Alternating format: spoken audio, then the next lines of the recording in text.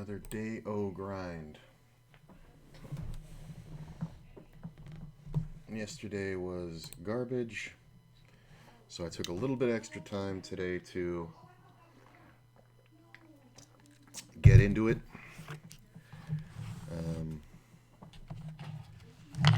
Just took a ton of beats yesterday, and it's really frustrating when you're doing everything very close to GTO and can't win. So that was frustrating. But whatever.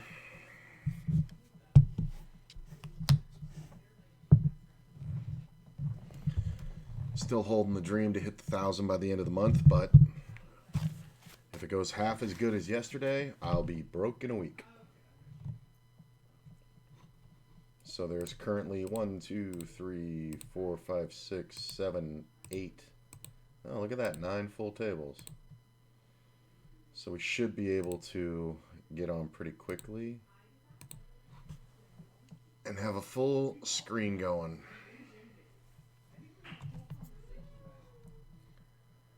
And I'm thinking I might, I don't know.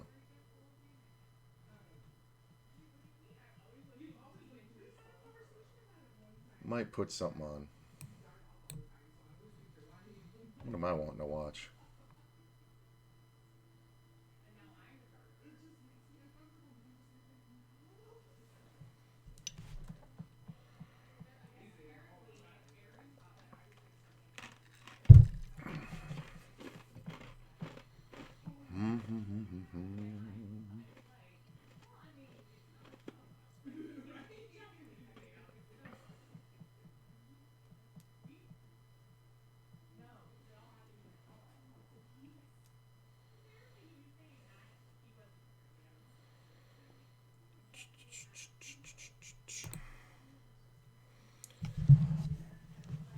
Okay.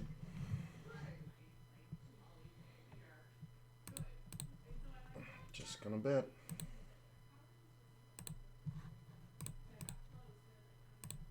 And I'm gonna bet.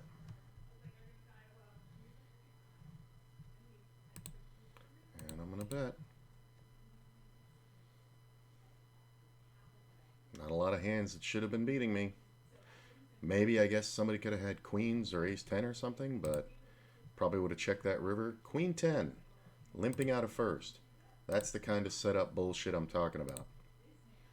Why are you even playing queen 10 out of first? But let's start the day out with a good winner. Oh, you got lucky. You sucked out. Did I really? Or am I just lucky that somebody's playing queen 10 out of first? Now making a very improper raise. Same player. I'll give him action. Oh, if that 3 had come off. Ooh, I thought it was going to be there. Well, just let him explode. Just get it in. There's nothing else. No other move. Loves that queen 10. Just sticking with it, huh? Not a thought in your brain. That's the kind of shit I'm up against. Seems well and good right there, but hard to logically combat. But whatever. We just keep on going.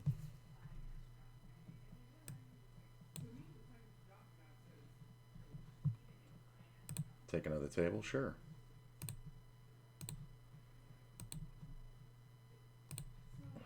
And another one? Sure.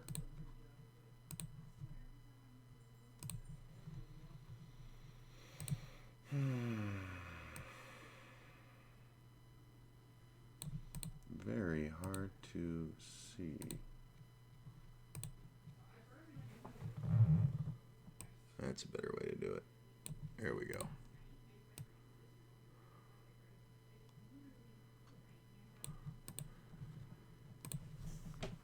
Oh.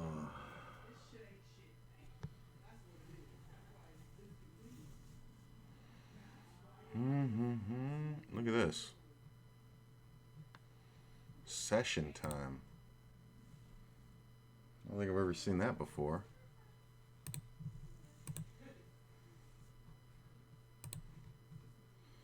Is that just how long I've been on WSOP?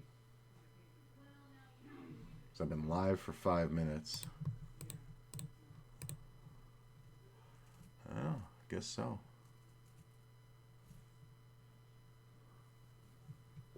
Let's see, and they have the clock as 5:55. Well, my clock says, my computer clock says 5:50, but my phone says 5:55. I don't get it. No idea why my computer time is different than my phone time. But it's been that way for a while, and I can't fix it, so whatever.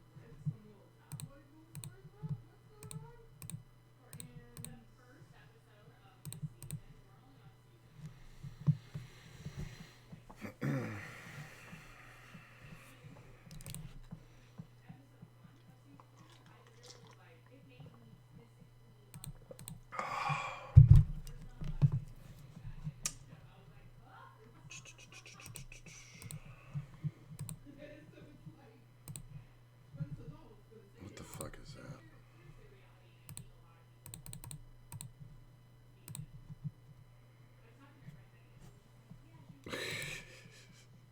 Min raise and then jams 80 blinds.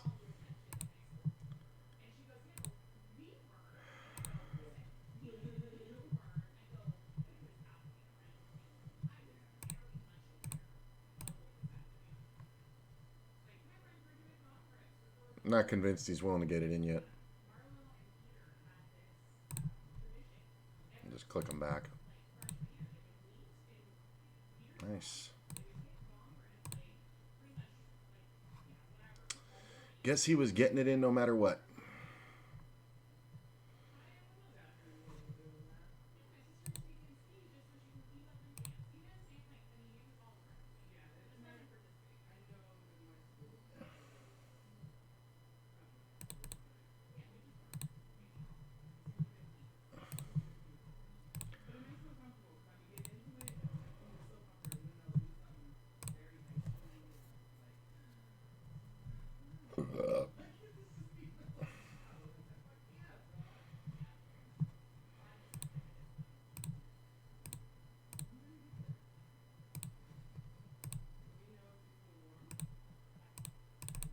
Looks like we got another table. Ooh, sweet. Last seat.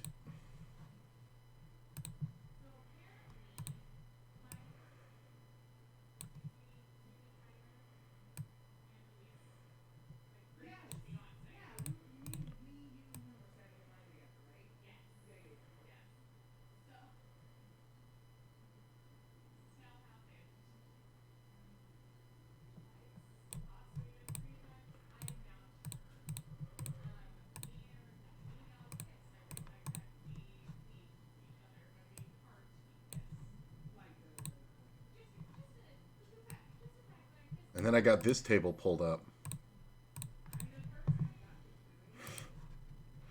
Just got through on the wait list on this one. Why are there 6 people on this table I was on the wait list for?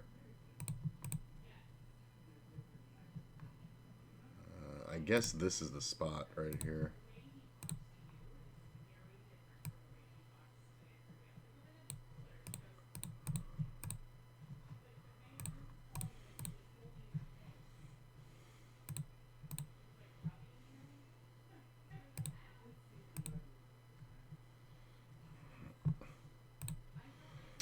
Guess it filled up quick.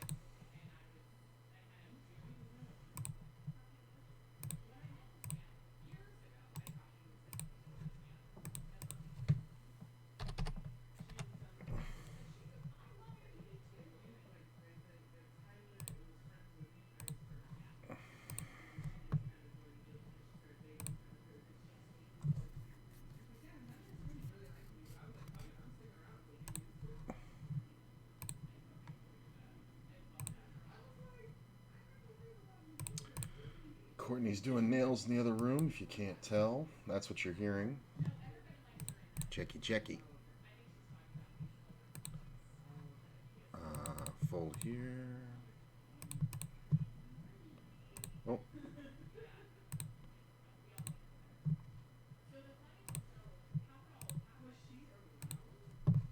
No, look at my tables coming live.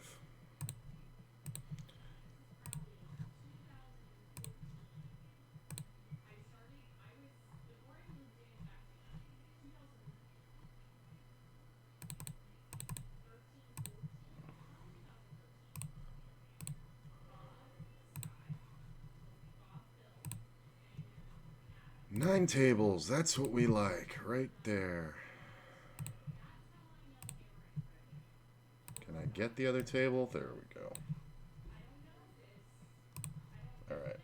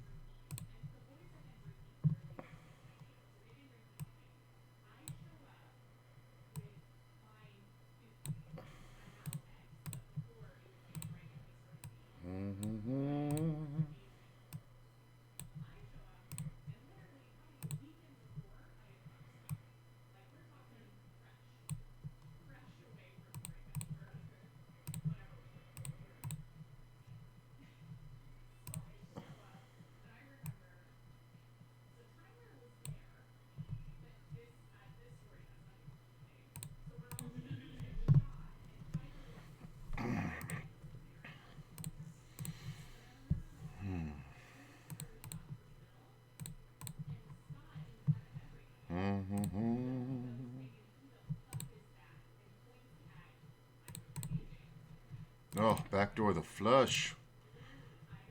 Sometimes the player doesn't have a 7. Wow, he just went for the full bluff. No real reason to raise there. Like, I'm not going to call with a jack. Like, I was only representing a jack. Like, just because the king hits, I'm still going to call that bet with a jack. I mean, it's kind of ridiculous. I mean, and he overbet the river. It's just like, okay, interesting and fun.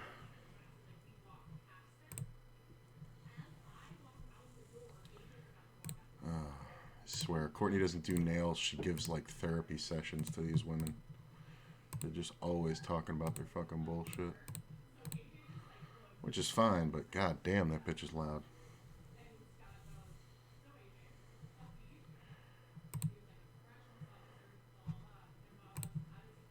I mean, I guess since there's other tables, we'll do the thing where we double up and dip.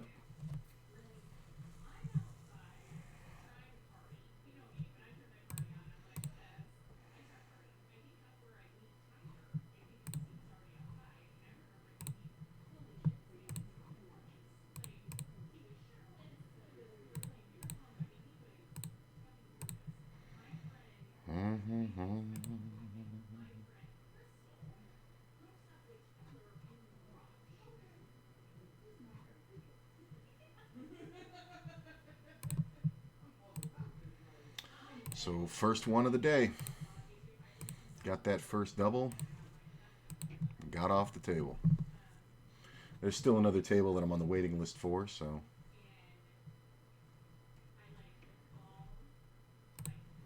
Fold that.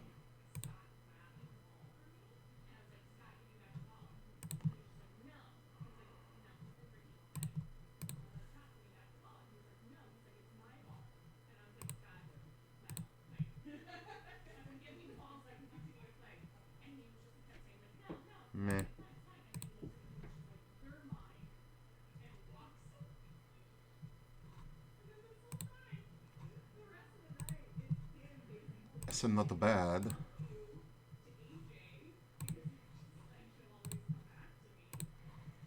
Three diamonds. Queen's not bad. I don't think we can bet it and get called by worse, but we can definitely check and call. But some players aren't going to bluff. He had the old ego nothing. 10-8 of hearts.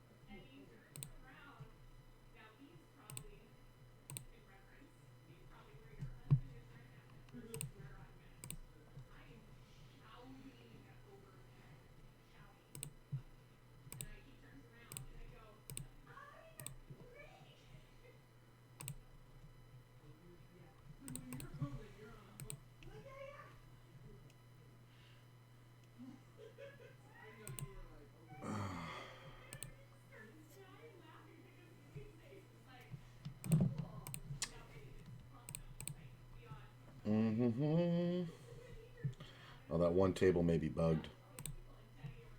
Because the list keeps getting longer and I keep going down further on the list instead of keeping my spot.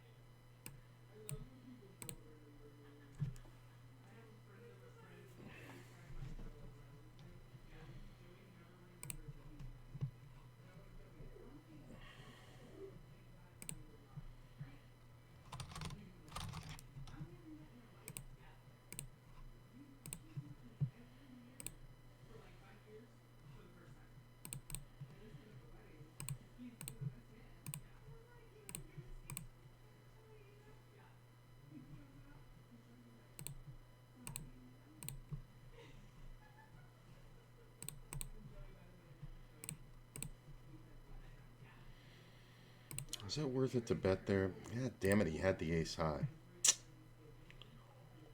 I'm a little punchy. I'm kind of, and it's funny because one of the things I do best is bet thinly for value. But every time I did it yesterday, I ran into the nuts and I just couldn't.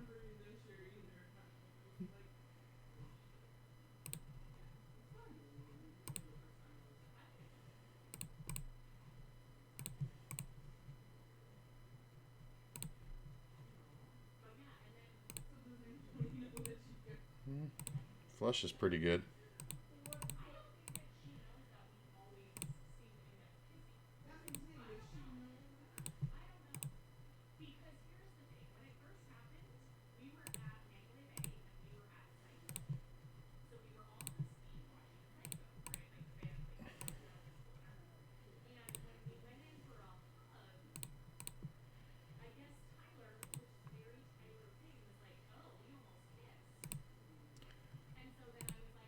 Of course. Like, why is this guy even betting? Like, ugh.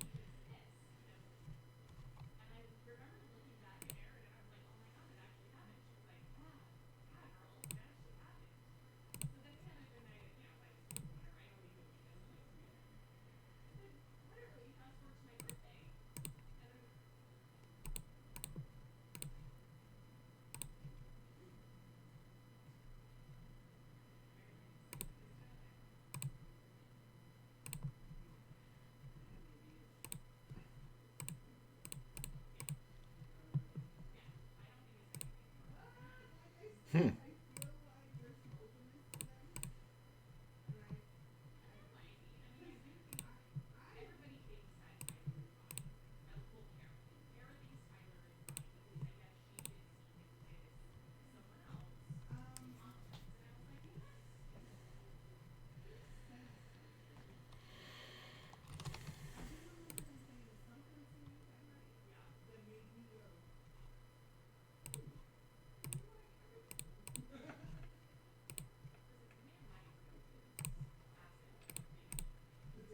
Mm-hmm.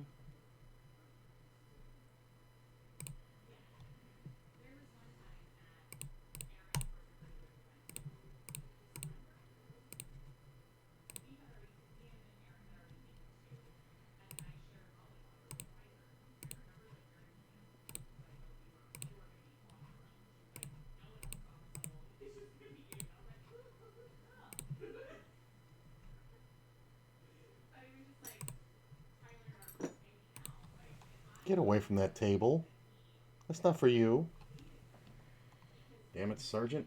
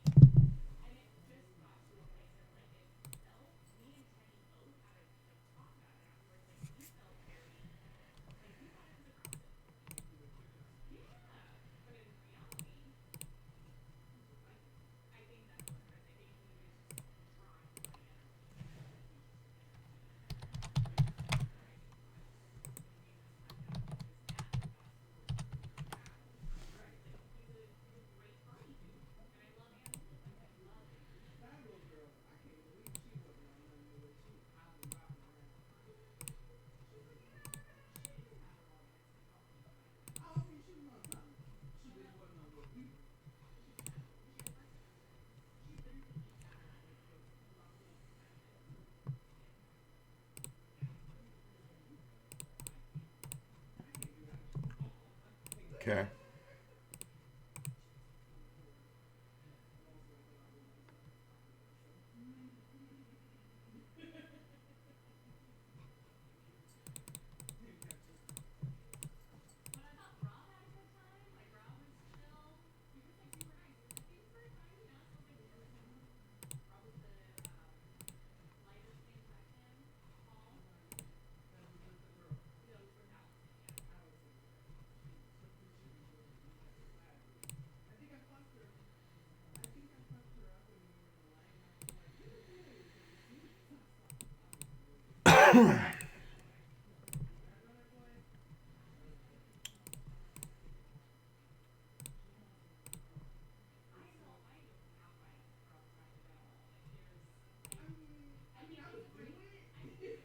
Yeah, that's one of those ones where I was like, No, betting twice isn't a good idea, but I can definitely check call the river.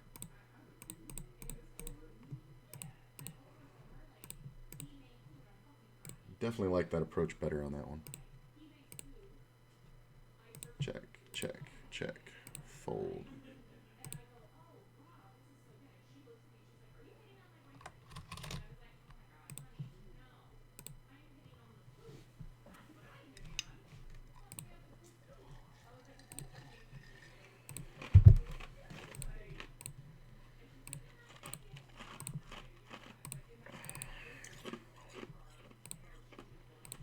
I think that's one we can bet twice just because of the flush draws.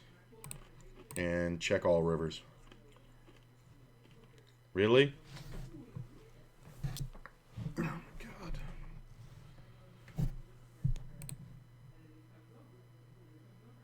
That's just stupid.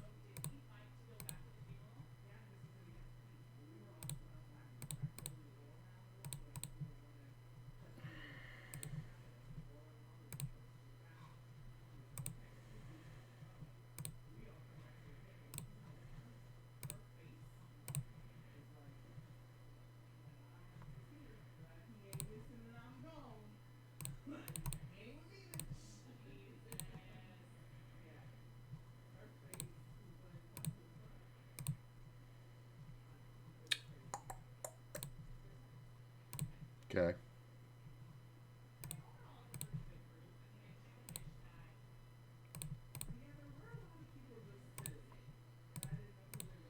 Like the donk lead into the dumbest fucking boards.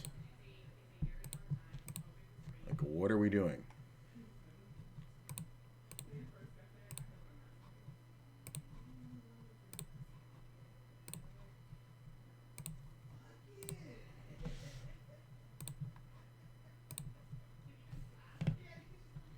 Got it, bro.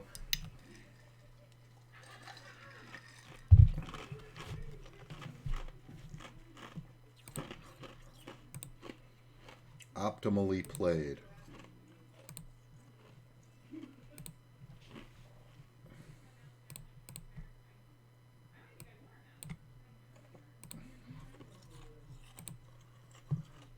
Chat is covering balance. Yeah, I just fixed it.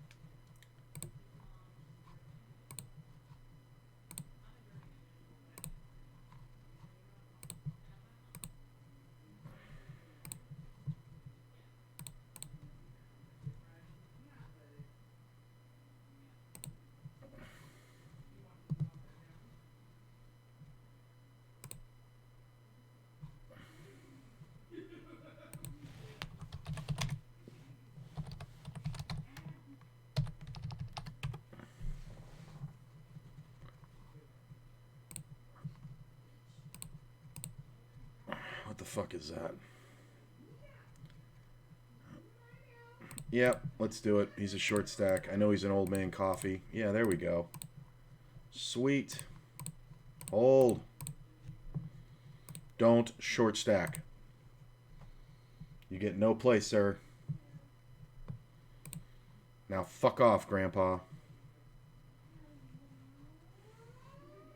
Fucking dickheads.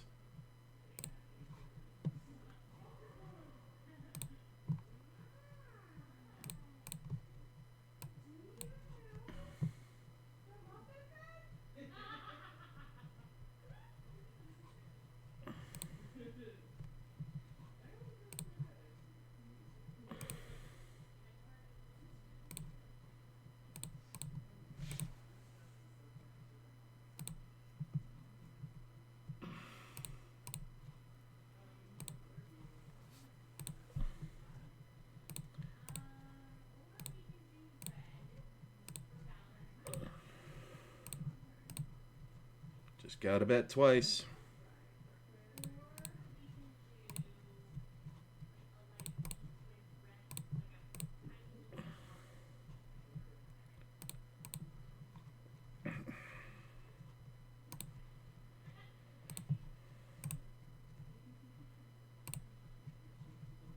Ace 10. Why are you... Check for a 9. Ooh. Not the best 9, but it's a good 9.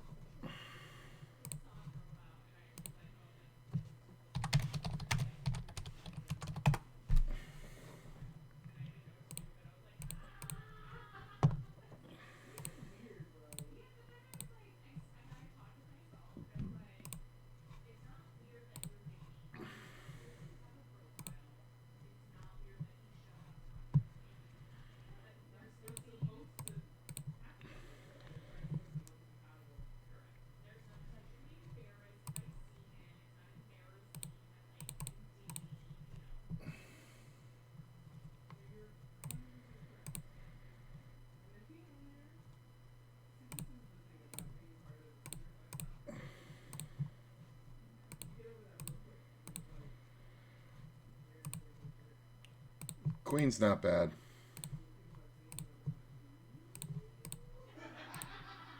I'm going to check. I think that's better than betting here. I think we get some bluffs on the river here. I'm not really worried about ace-king much. Apparently I should be worried about a set of 2s. Okay.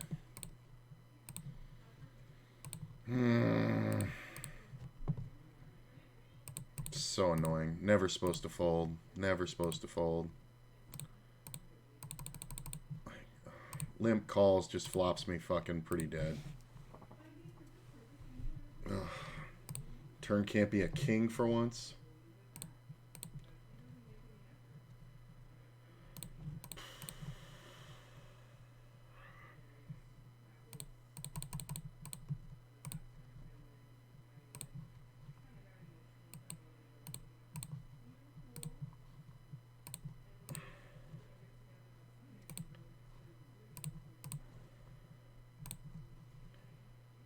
It's fucking annoying.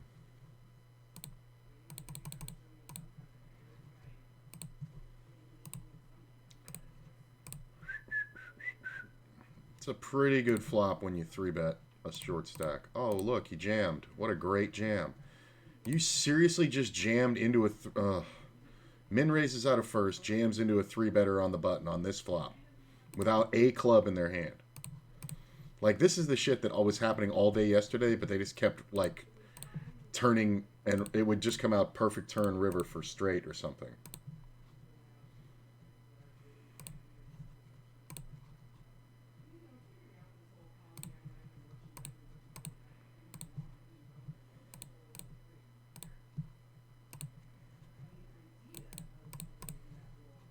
It's not bad.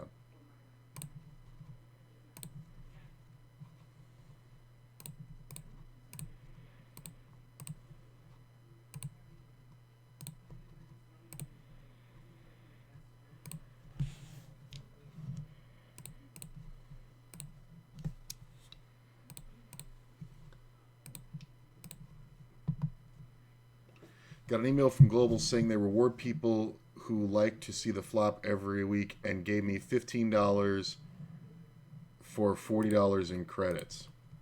That's weird.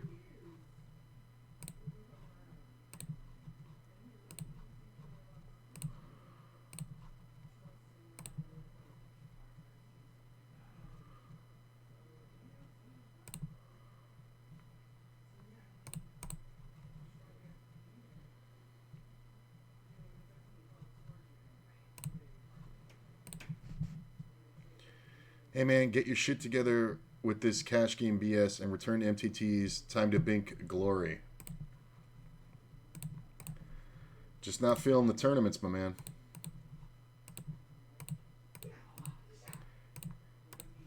And I don't play for glory. got rent, alimony, child support. My kids eat. I play for money. You want me to drop by you sometime? No problem. Need a place to stay or the truck? Sure. But about the money, I gotta do this.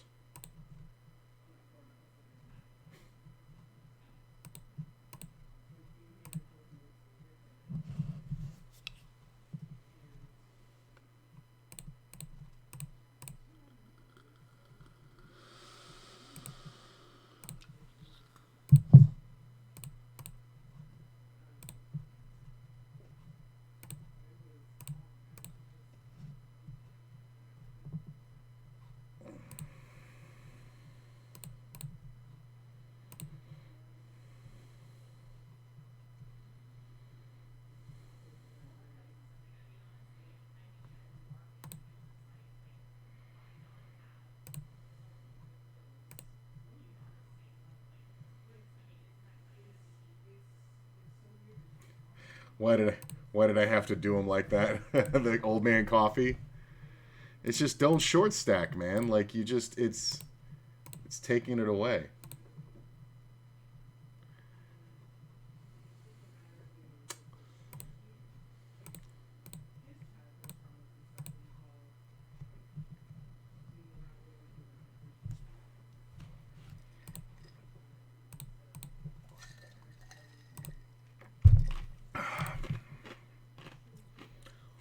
Pocket tens and never bet.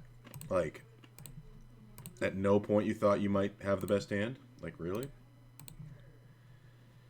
I'm going to check it just because I'm going to try to induce. I don't know if I'm up against a 10 very often, but obviously it's not great to just barrel off here.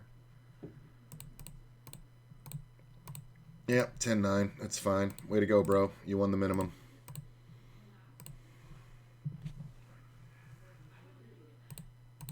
It's not bad.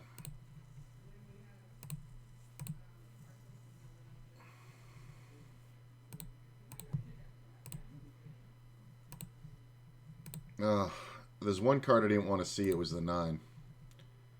And I guess spades aren't good either. Fucking really? Check.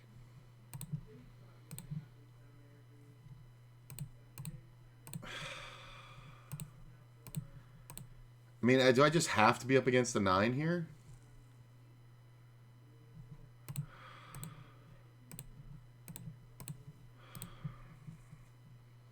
Got absolutely counterfeited. The fuck is this?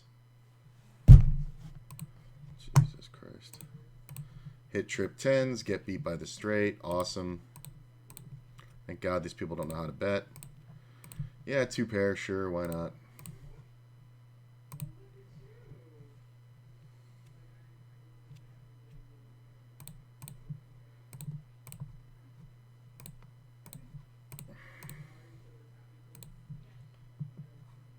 It's annoying when that shit happens.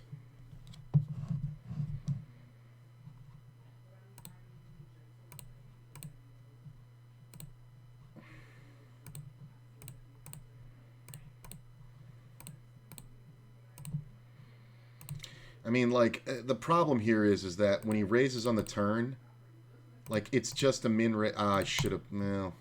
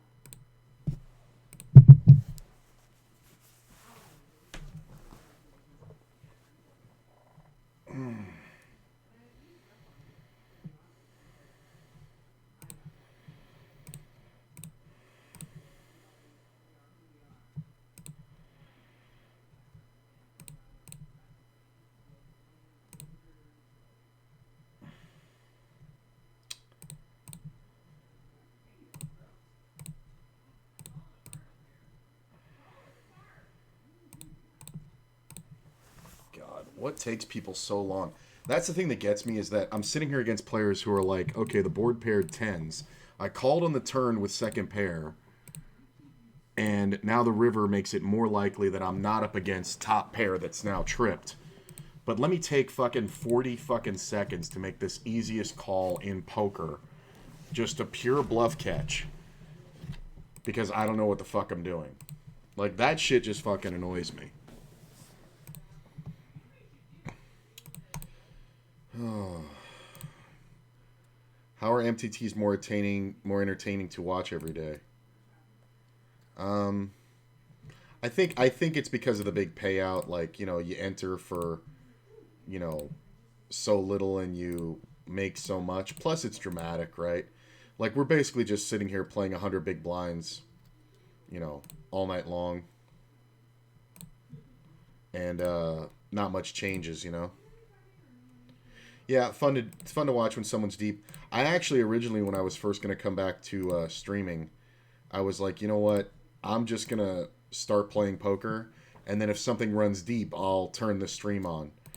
But I realized that I wanted to stream more than that. Like, I didn't, you know what I'm saying? Like, yeah, it happened most days where you would end up down to 2 or 3 tables or whatever.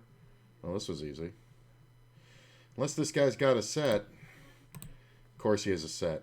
I mean, like, this shit is infuriating. Like, this player bets super small. This guy calls. I call. I make 2 pair in a situation where nobody should have a straight.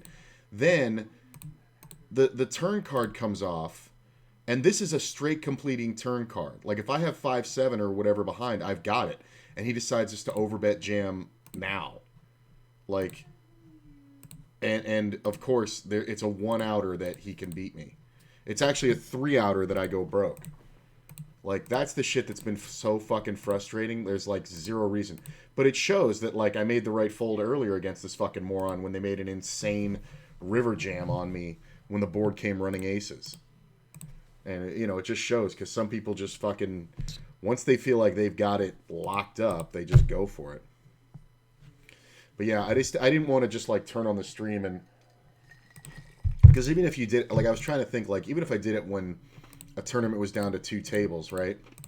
Like, then you guys are just sitting there watching me, and there's no build up to it. You have no idea, you know, the history. Yeah, Deep Runs brings in views on Twitch.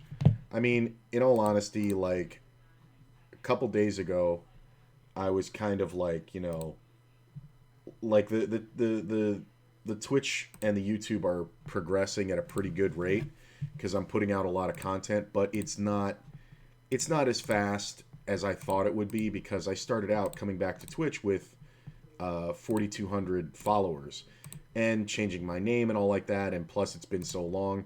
It's taking a long time for people to find me, follow me, do whatever. And plus the Twitch landscape's very different, so it was kind of annoying to me that I wasn't further along. You know what I'm saying? Like, you know, we get 5-6 people on average per stream, and I'm getting some good hosts and, you know, getting good views on YouTube and shit like that. Like, are starting to get some good views on YouTube, not many, because it's a new, but it's funny because when I posted on my old channel, it got some good views. But I was sitting there and I was like, I was bummed about the Twitch thing, right? I was like, what the fuck, man? It's like, I'm not even, like, nobody's even watching this shit. Like, what am I doing? You know, you kind of get depressed. And I realized I'm not doing it for that. I'm kind of just doing it to document my efforts. And people get to watch it. Because, you know, the day will come when I'll be looking back and either success or failure, and I'll see all the effort I put in, and that'll be worth something. There's still some videos from my old YouTube that I watch every now and then because I still really like them, you know. So it's not it's not really about the views or whatever like that. Now, don't get me wrong. I am super envious. I think I'm more envious of full-time streamers right now. Like I'm hooked on watching the stream queens. If you don't know who they are, they're basically it's a LGBTQ community, mostly drag queens, but not all, who play a lot of different games. Right now, I'm watching Nemesis Network, and she just went full time with streaming, and wears crazy drag every day and is painted pink and and all like that, and she's just having fun playing Arkham Asylum right now, and she just went full time. I'm actually more jealous of that than I am of full time poker players because I know what that is to be, what it is to be that, and how much.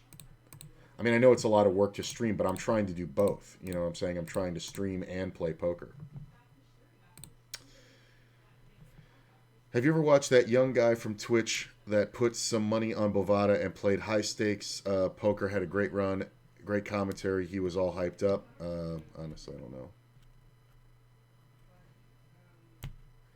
Yeah, one MT. I tried. Yeah, I used to do that back in the day where I would have three tournaments going up here and then like three cash games going down here.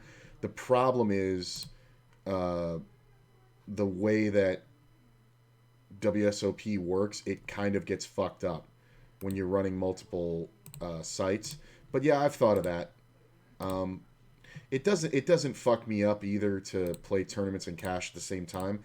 But I do kind of I do kind of want to play one or the other. You know what I'm saying? Like I'll either wake up and be like I want to play cash or I want to play tournaments. So it's not about like playing both. Like usually what happens is I would play tournaments and then not have enough action going and be like, I don't want to start anything else. Let me just grab some cash games. But to plan to do it every day is kind of like whatever. What was his name? He had a son run the cash games for a few days and lost it all after a hot run. Yeah, that's the thing. Like you can run amazing for a very short time. Watch Ship Don't Die for MTTs. Everyone else I watch is cash. Yeah, and that's the thing is I understand. Fucking Doug Polk was playing fucking Daniel Negreanu, streaming it, and he even said he's like you fucking people. He's like people don't fucking watch unless you're playing fucking tournaments. That's all there is to it. He was playing the biggest heads up match, the most publicized one in the world, and like the viewership was through the floor. Like it was ridiculous how low it was. I mean, he still got like 400 or 500 people, but it's like, are you fucking kidding me? This is the match everybody's been wanting to watch, but you're just not going to watch it. Like it was better after the first couple of them. It was better done by third party streamers commentating and having Doug on the side. Like it was just ridiculous. Why do you check the fucking river when you improve your hand? It's really fun to watch because he was so hyped, made great commentary like, ladies and gentlemen, we're about to bluff this guy off his hand for World Series of Poker. Time shit was so funny. Yeah, that's the thing though. I mean, it's like, what's going on here? I got called twice. It's weird. I know you.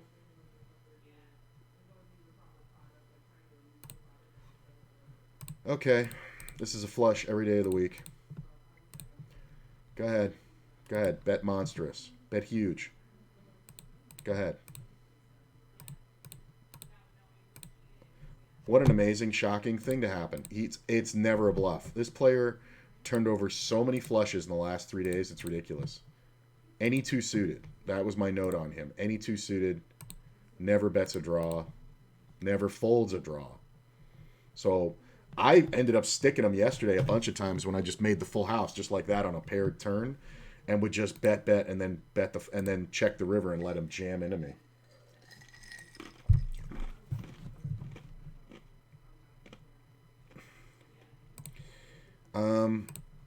That's a good piece of advice about the make a new one to get viewers because of follower interaction, but um, I'm not making another channel.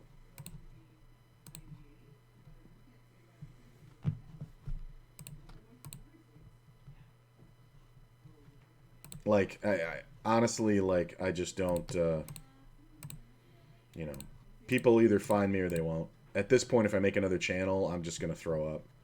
Like, it's just too much, I've put too much effort into this. You know, I probably should have, when I started back, made it a new channel instead of just going with, you know, changing the name. But I mean, at this point, I'm 5 months in or so, and yeah, I really don't care. Like, and I'm not a dick about it. Like, I just I'm doing what I'm doing, and if the and if I do it well enough, the people will find me. You know what I mean? So it's just taking longer than I would have liked. But I mean, it took me like a year before to build up a good follower interaction. Granted, there were a few things that worked better before that you can't do now, like you can't chat. Like, I got a lot of my audience from WSOP because it's a local thing. So I would chat in the chat boxes saying, hey, go check out my stream. And people would, you know, come by, and it was nice to play with somebody local who was streaming, you know? So they would sit there and interact and all like that. And you know, that was fun. But now you can't even chat on WSOP. It's kind of stupid. I'm just gonna check because this player is ridiculous. Go ahead, bro.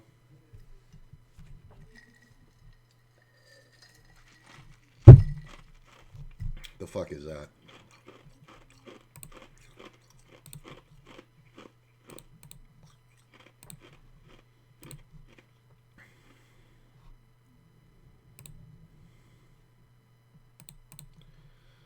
I like Ship Don't Die.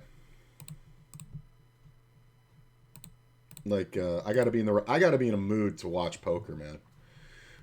Like, it's different when you're on the other side of it, you know. But yeah, Ship puts out a good stream.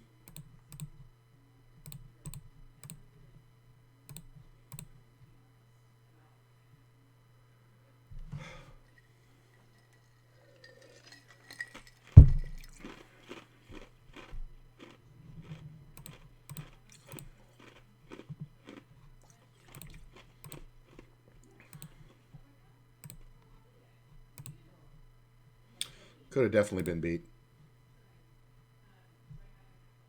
I mean, he bet so huge on the turn. Doubt he's doing it with one pair.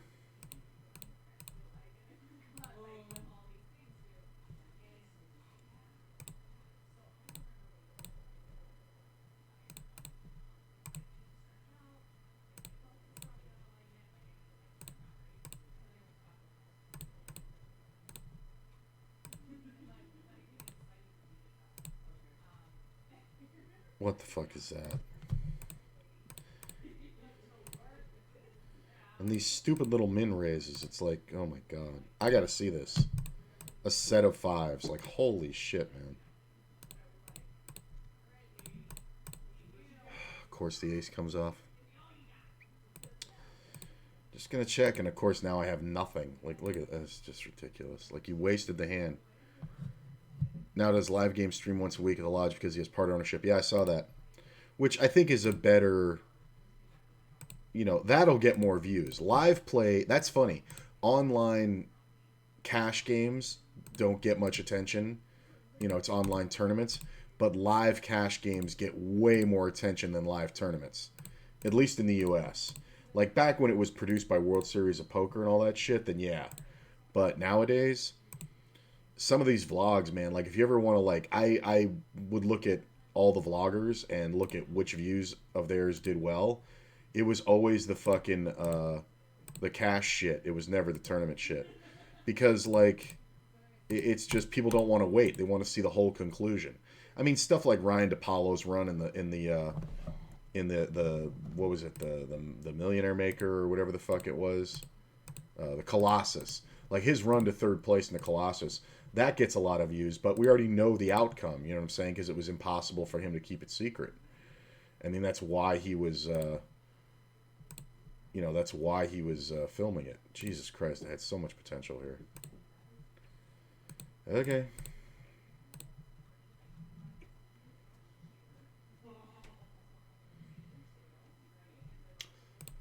No bet on the river, huh? If you're not going to bet the river there. Like, I know an ace come off, but I don't think he was going to bet the river anyway, so. Maybe that's one I should have kept betting, but I just think it was just far more likely that he didn't have a king. I didn't really think he had the flush, but didn't seem like he would have the queen with me, you know? Just wasn't one of those scenarios. I'm getting 3-bet by this fucking guy every fucking time.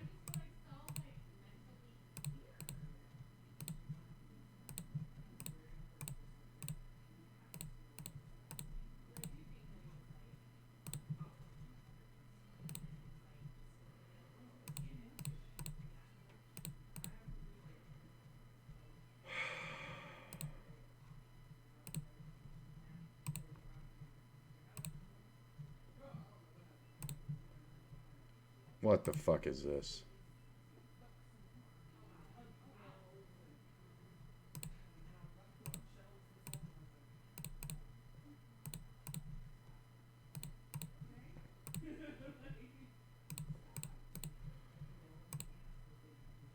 Did he fucking pay me?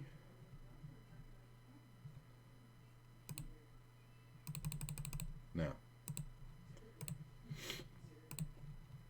Not much more I can do about that one. Check.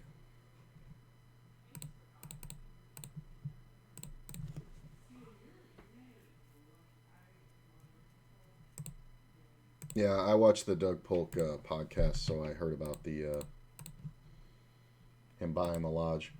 Smart move. And the guy moves to Austin and looks around and goes, "Holy shit, a lot of poker here."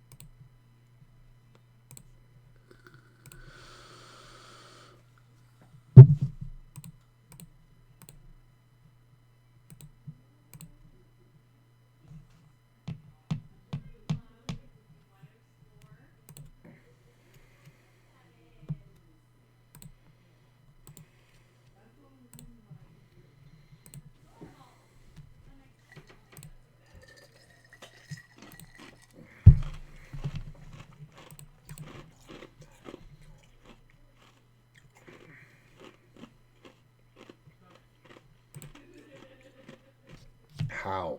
How do you get almost all the money in?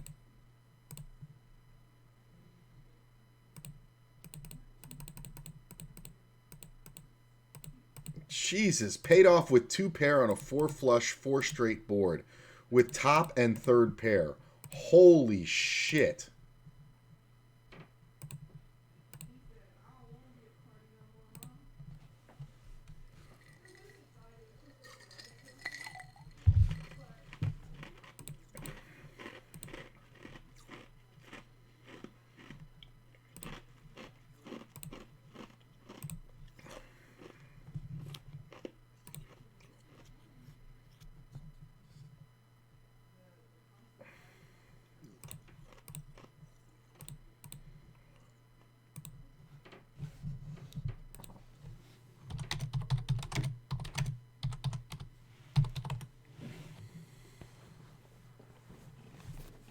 Ugh.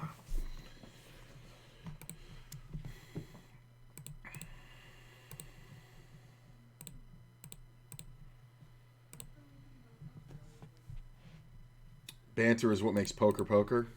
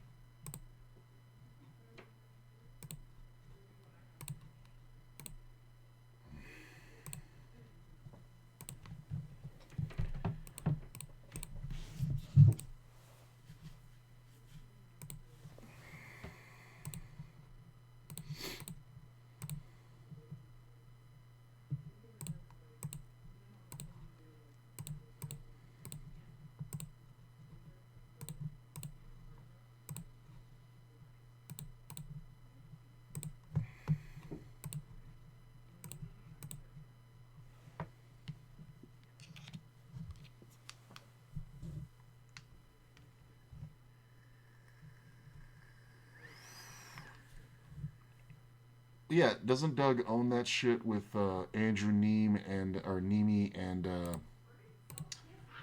Brad Owen? Like, didn't they go in on it all three? Like, it's just vlogger sphere.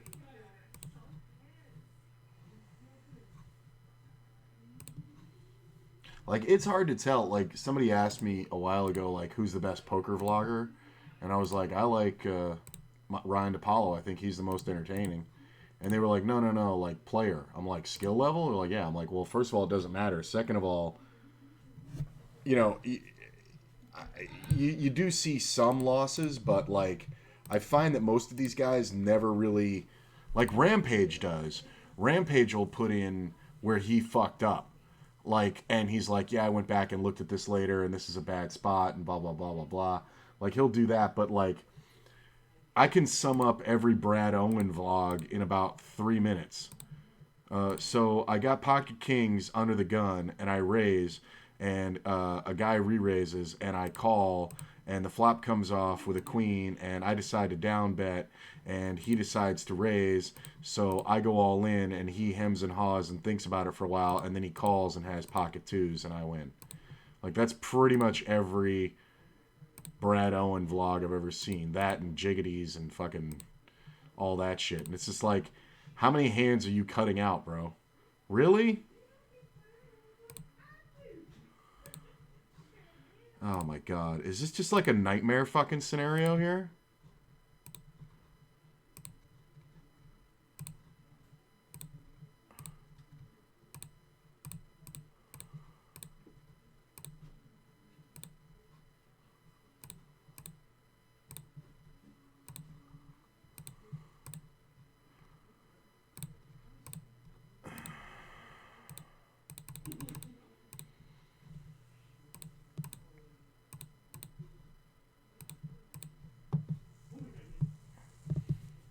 It's hilarious. It's absolutely hilarious. He min raised and then four bet me with pocket eights and then bet down and paid me practically every, like, what the fuck. And it's hilarious because there's no point where I can raise, no point where I can fold, and he just does not get that. Like, he min raised, I potted it, and he min re raised, and then I just called and just let him bet down.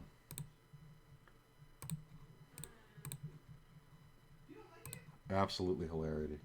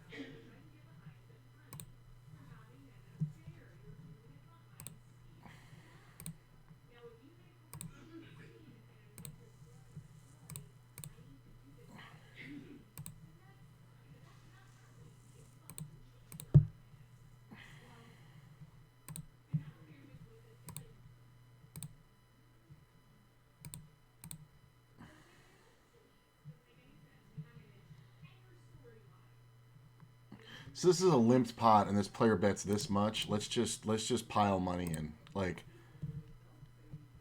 I mean, as long as a fucking heart doesn't come off, let's just keep piling. I guess sevens and queens are bad too, right? Like, what are you leading at? Like, I don't understand. What are you leading at? That you can call flop and fold turn. What? Explain it to me.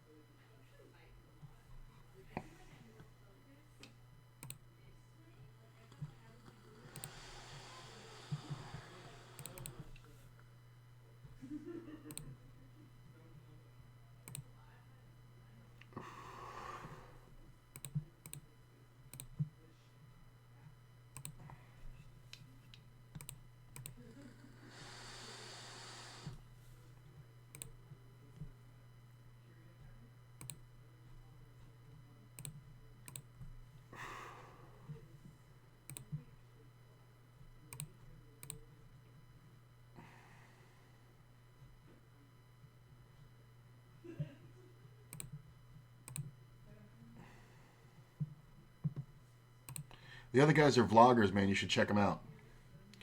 Andrew Neeme, or Neeme, Neeme, and Brad Owen. They're the top. Like, Andrew Neeme is the top of the poker vlogging world. Like, he was one of the OGs, and Andrew Neeme is like number 2. Like, they're really good. They're very entertaining. But after, like, if you binge watch them, you'll get sick of them. Like, big time. But they're definitely entertaining guys. I like Neeme's whatchamacallit,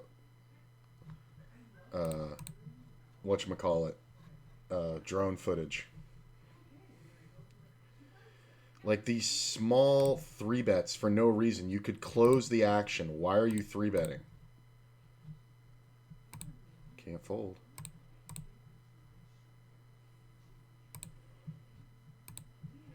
And it's just the best turn card in the world for him.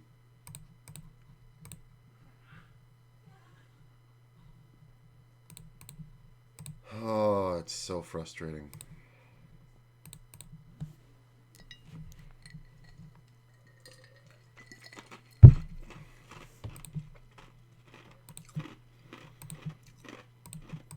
And I like Brad Owen. It's just that, like, if you watch enough of his shit, it's like you know the exact words he's going to say before he says them. So I down bet. Like, you just can hear that in your head every fucking time. It's kind of hilarious.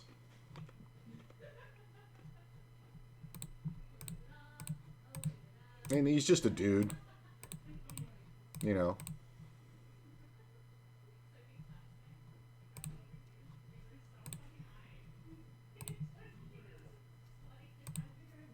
Yeah, it's sweet, the 4-bet with the 8-8, but at the same time, what am I supposed to do?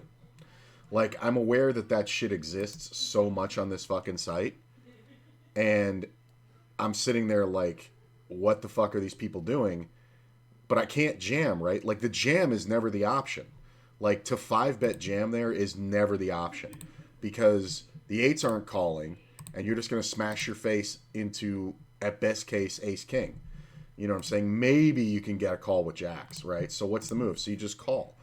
And then you're at the mercy of the deck and, like, what you think is going on. Now, I don't think that I'm up against ace-king at that point, so I'm kind of just playing on the overcards, or the overpair versus his perceived overpair.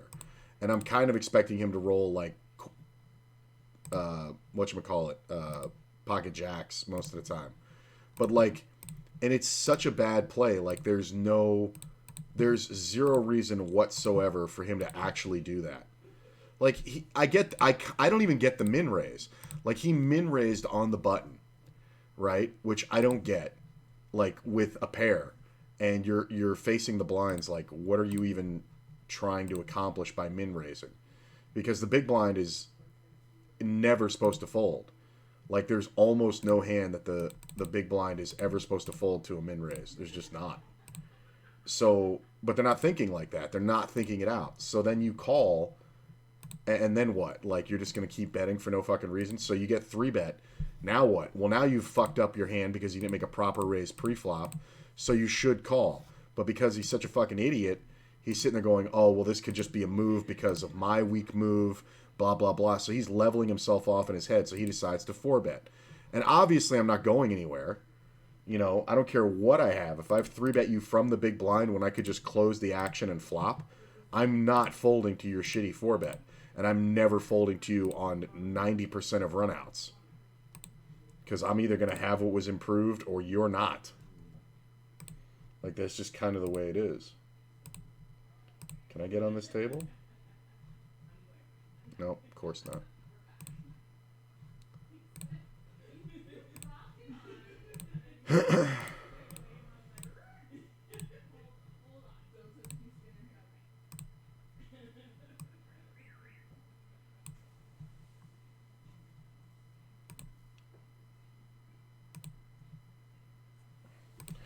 Why is this fucking table... I mean, it's not even updating the fucking waiting list.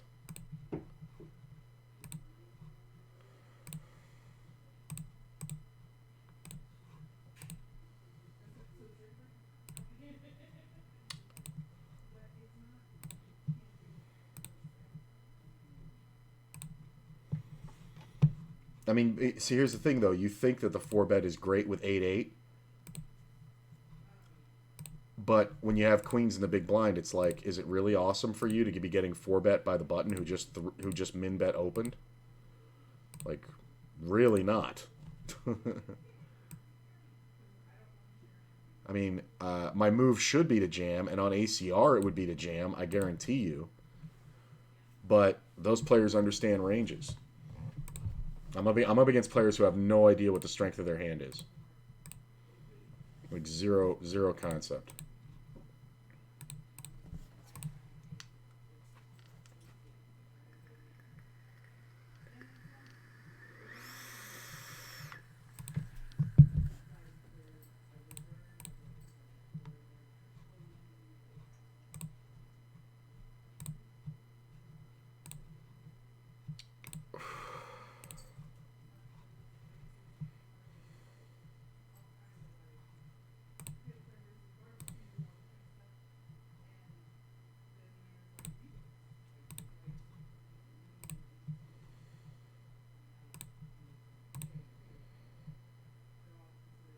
Like, it's not a tournament. Why are you min raising? It's not a tournament. And not only that, if it was a tournament and everybody has 100 big blinds, you shouldn't be raising minimum anyway. Like, that's level 1 of a tournament. Why are you doing that? Like that's the thing. People do not understand there's a difference.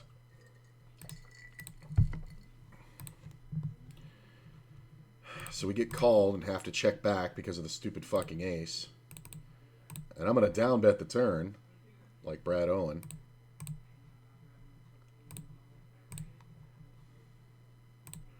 And how am I getting min check raised? Like, what?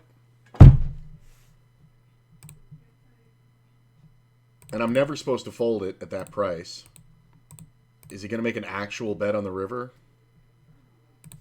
Like, it's just fucking disgusting, man, the amount of over-trapping and stupidity that goes on.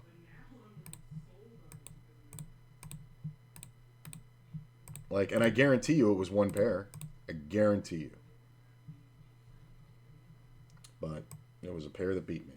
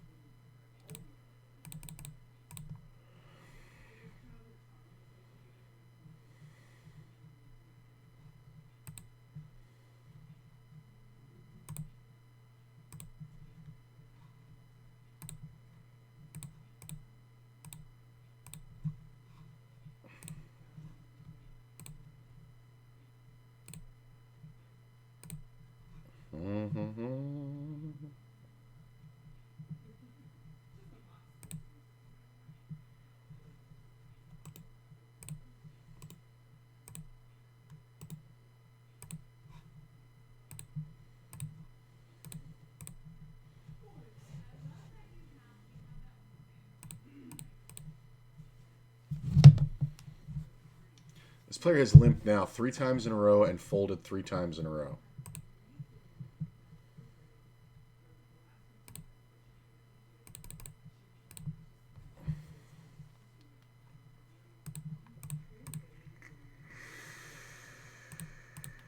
No.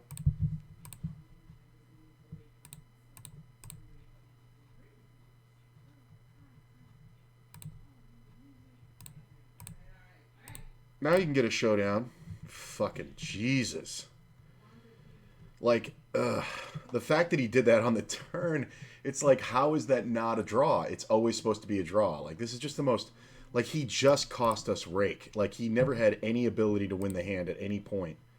He just cost himself rake. That's all he did. Ugh.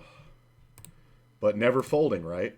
Like, and if I have... And then he does the same stupid move on the turn. It's like, how do you think the ace-10 is winning? The ace-10 can chop. The only reason why I'm calling the river there is because I wanted to see his stupid hand. I wanted to see what stupid fucking hand he was doing this with. Like, if I had... Honestly, if I had even just ace-jack suited, I think I would have raised the river again. I'm not even saying that because it beats his ace-10. I'm saying that because the ace-10 is more vulnerable than the ace-jack, yeah, but it really doesn't matter. I just really wanted to see his fucking hand. If I had ace-queen, there's no doubt that I'm raising that river. Like, because it's just the dumbest fucking shit ever. And there's a small chance, since he's been limping so many times, there's a small chance he has a hand like ace-8 or ace-5 or something. You know, and he could be worried about me having ace-jack. I mean, I guess ace-jack I'm raising because of the 2-pair. I didn't realize the 2-pair. But yeah, so any ace-face is getting raised on that river, so... Like...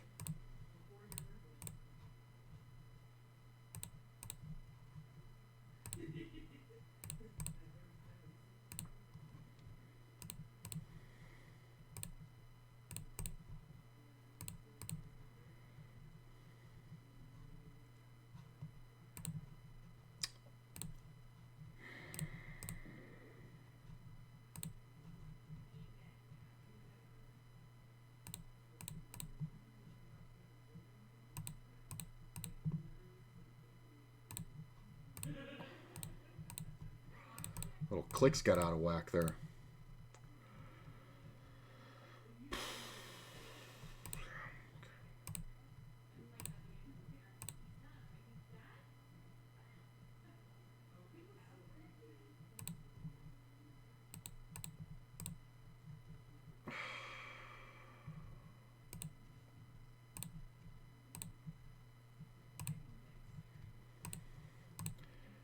What the hell?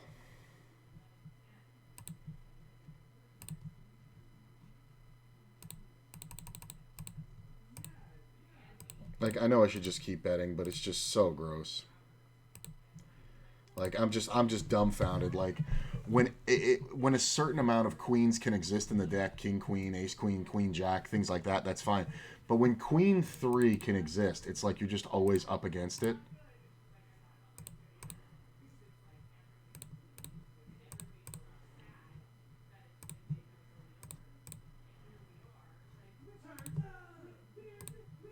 Like, takes forever and then calls.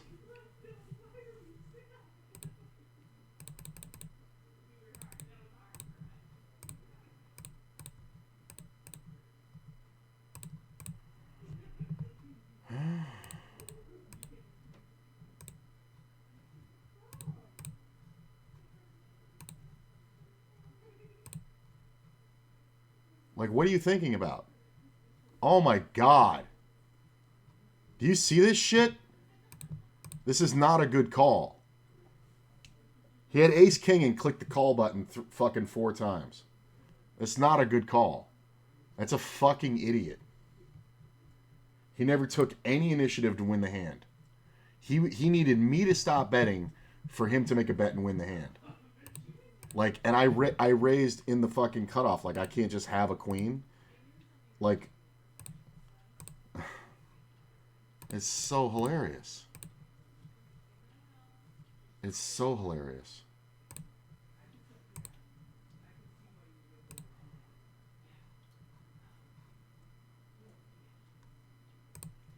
That's unbelievable.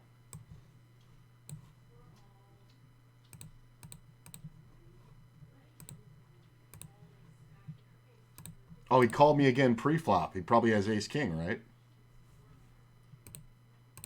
Like, I'm just gonna bet every pair. Like, say that when you fold. Like, what are you like? What's your range for calling? Like, what? Like that when you fold. Like the same flop practically. Like it's literally just your hand that matters. Holy shit! Like I just barreled into you three. Like maybe he learned his lesson. Maybe he learned his lesson that I'm going to barrel into him three fucking times. So he needs to like get away from the hand more quickly.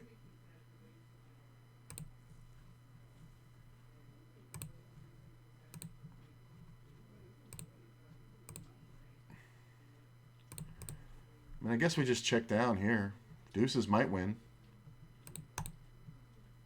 Hey, look at that.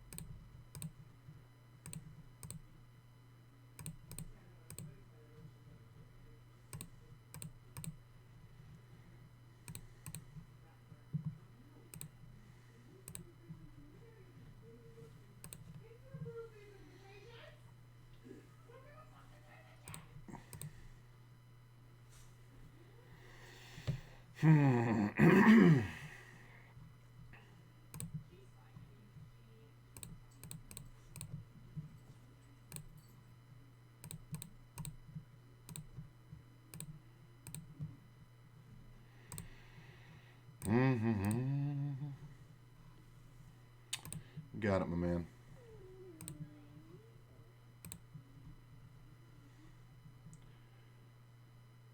Okay, Stomp.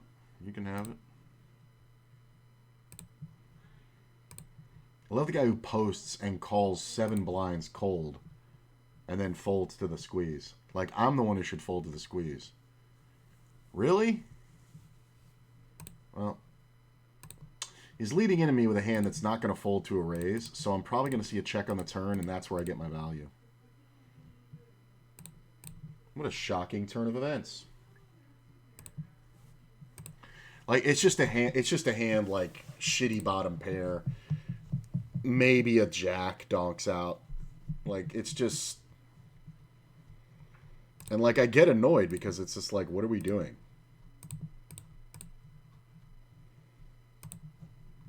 You know what it is? I get the same feeling like... I used to play video poker now and then. And this is the feeling that I would get playing video poker because it's literally just about making hands. And that's not what poker is. You know what I mean? Like when I go out to gamble, I'll play slot machines. You know what I'm saying? And I do like the spin poker slot machines. Those are fun. Like, really? Like, every time? Well, I can't because of the players behind. That's the problem. So I guess we just give it up. All right.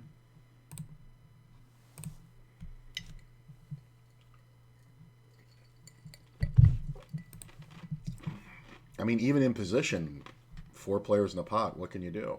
Ace, queen.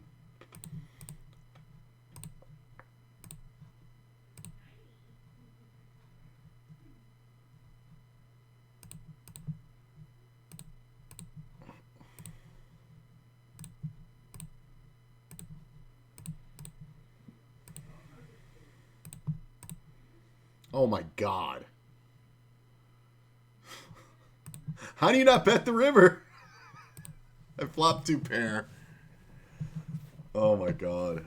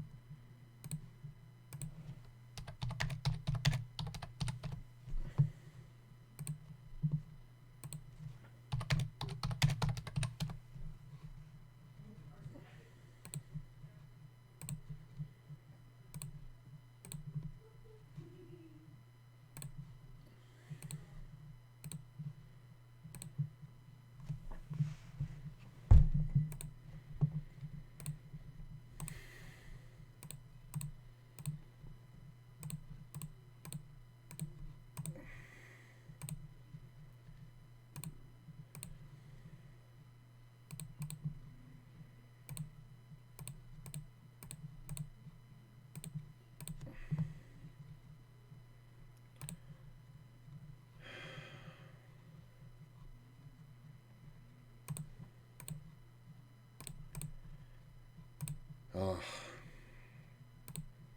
I'm a fucking retard. Why are you bluffing that board? Oh, I should have went for value on the river, but it's just like, as much as I think I should, it's just unbelievable that I should.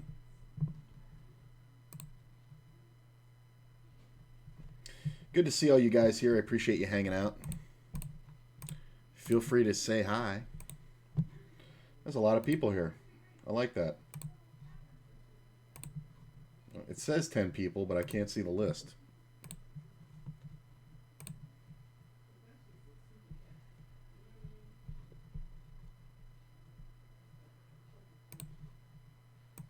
Now it's not source coding. Man, what the fuck is going on? Yeah, it says 10 people.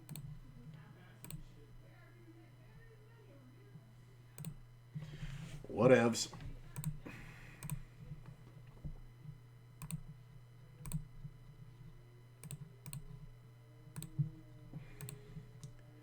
Like, really? This guy has fucking 45 cents left.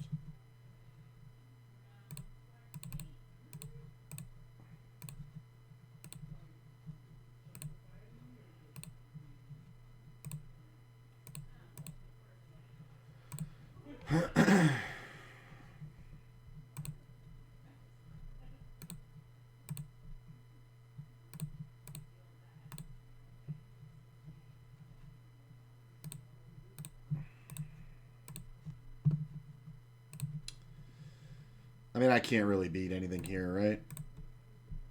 It's a straight. Two guys with the straight. Awesome.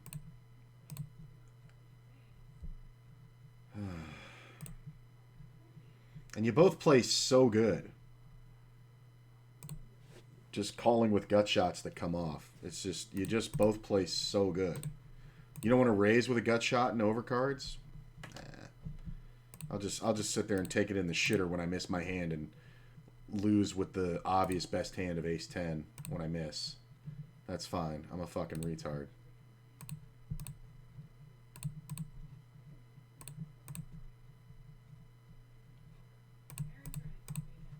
And of course a fucking jack and a king come off. So it's like, I had the best hand.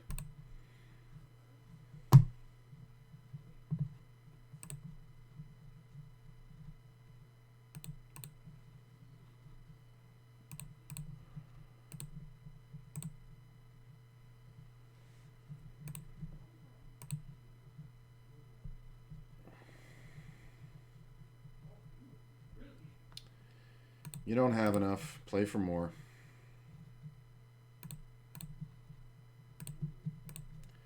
The fucking ace comes off. Like, I'm not stopping. If he somehow wiggled his way into an ace, that's fine.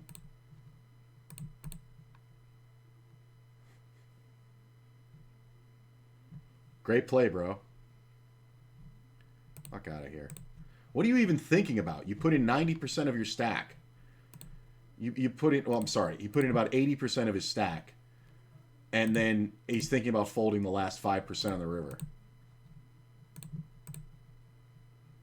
Really? Okay. I'm not thinking about it. Yeah, it's like, that's what I'm talking about. Like, calls the flop, misses the draw on the turn, board pairs, and he thinks I'm supposed to buy that. Like, this is what I'm up against. Yeah, I mean, like, people were talking about yesterday, like, how can you jam those eights in the overpair and blah, blah, blah, blah, blah, and all like that. And it's like, you have to see what I'm up against. You see this, right? Like, so many times yesterday, all I had to do was hold on with top pair. Got the money in great, but then kept getting fucking two outed. So it's like, if you go back and watch that, it's the one with the picture of the Hindenburg on the front. If you go back and watch that VOD from yesterday, you'll see that it's just like so many scenarios like that where it's like, and by the way, I'm seeing that move a lot. Who did that in a public forum? Who sat there, check called with a draw, and then bombed the turn in multi-way cash game poker? Who did that these fucking idiots are latching onto? Well, you're going to bet small. I'm going to raise small. I'm going to keep raising small. You want to play limit poker?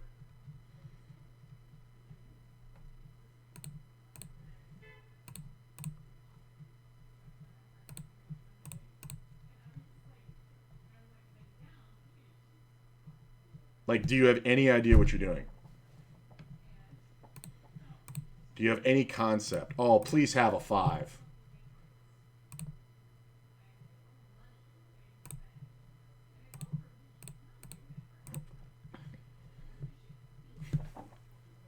Like, what do you have? Led into me for minimum. I raised small. He min re-raised. I min re-raised. He called. I bet half pot on the turn and half pot on the river. He calls the turn, folds the river. On what planet is there a draw on this flop? Like, what? You have an ace or nothing. Like, I'm just, like, that's the thing. And it's like, you just have to realize there's zero logic going on here. But I want to know who the poker player was who in a public forum called a raise at a 9-handed table. Went to a flop where he flopped a pretty good draw, the king high flush draw.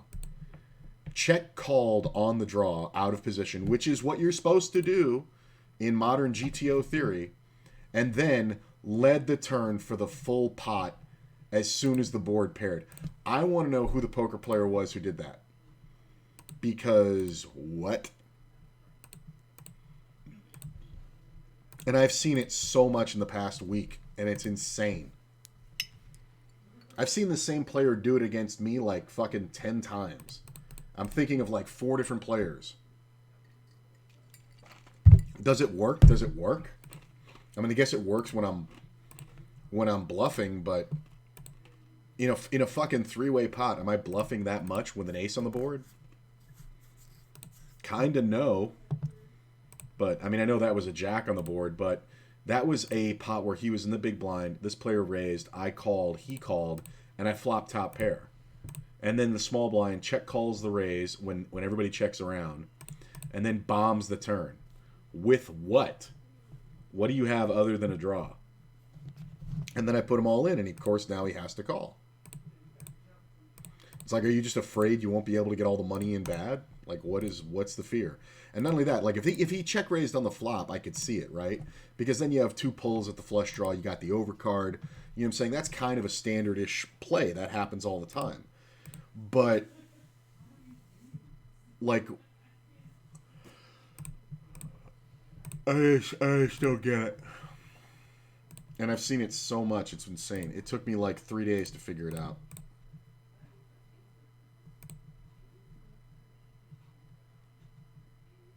Really? You're betting the full pot? God, there's so much value here, but I have to fold. I got to stick to what works.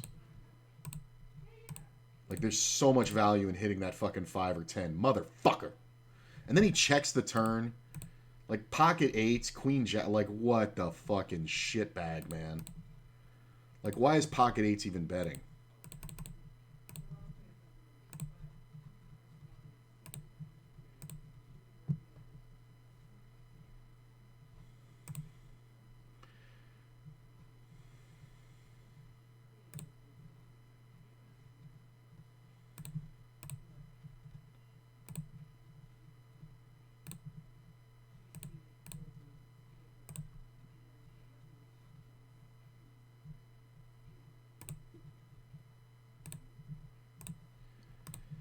Oh, I love the jack.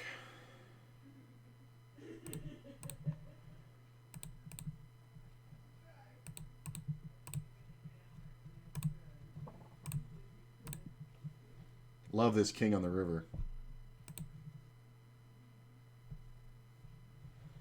I mean, I get it.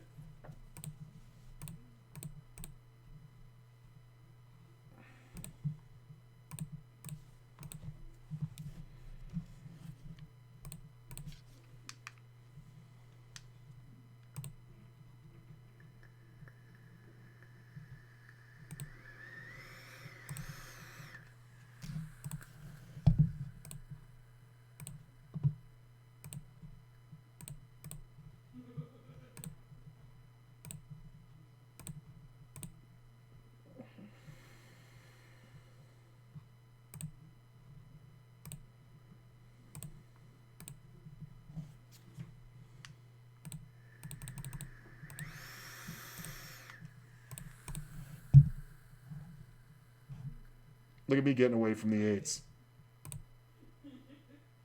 Pocket nines, like small 3-bet with pocket nines. Like, dude. What if I jam on you? I just like fucking stuff it in your face. Like you're just letting yourself get fucked. Yeah, you don't have enough chips, bro. Great. Put another king out there. Good. Good. Fucking put a full buy-in on the table, you goddamn waste of time. Jesus. Oh, I'll buy in with 50 fucking blinds. Like, ugh. Just put the $5 in a fucking slot machine. Jesus Christ.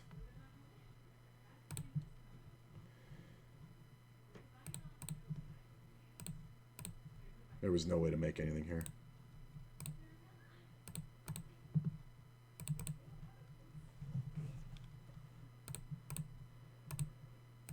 It's a great turn.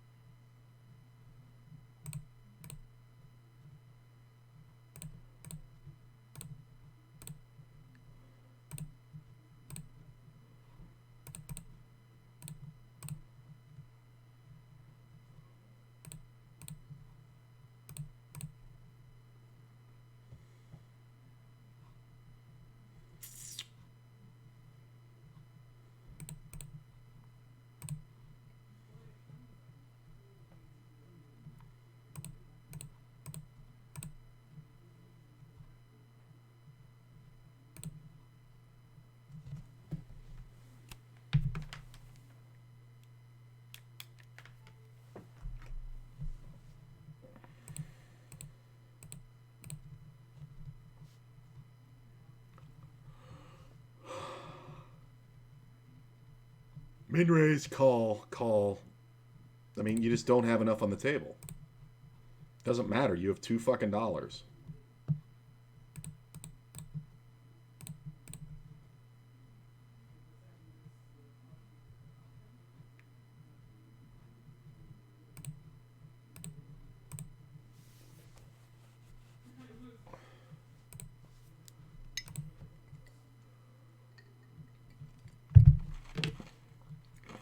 It's my buddy again.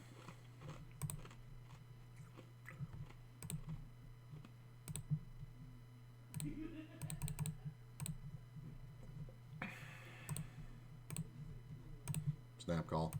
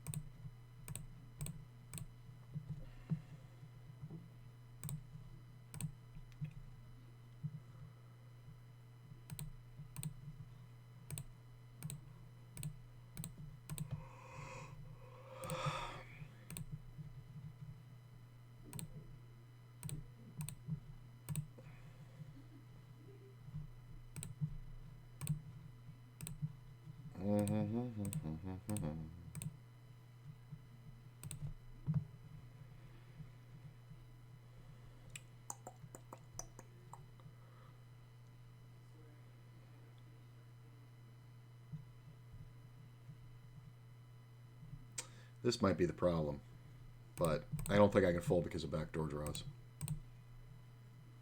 Semi-close, but with hearts and aces and fours and threes, like that's a bad play, bro. That's a bad play. I honestly don't even think I need much to call there. I think I need like jacks. Honestly, to call there.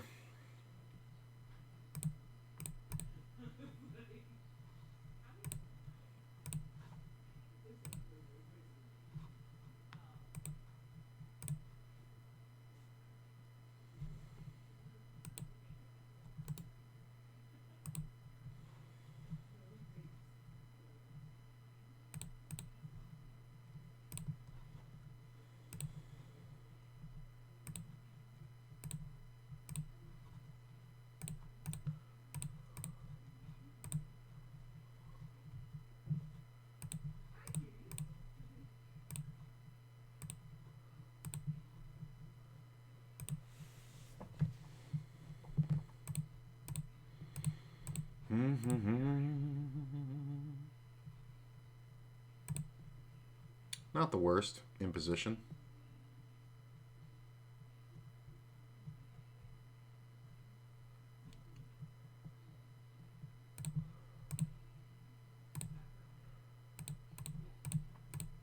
This is one of those ones where it goes either way. Either he's betting on the draw and I have it, or he has top pair and I have it now.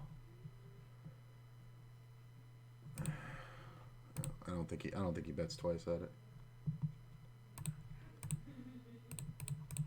Coming out of first.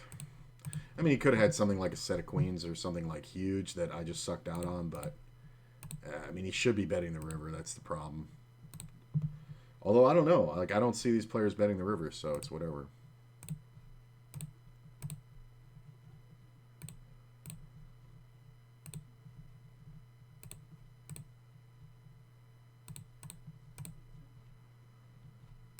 It's taking so long.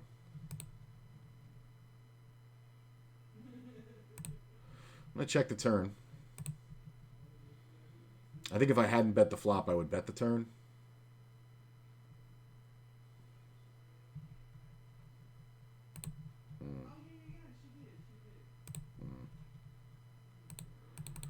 Can't be 100% sure, but I don't think I could have won that one with a bluff. I'm just going to call this one. Player behind was on auto call.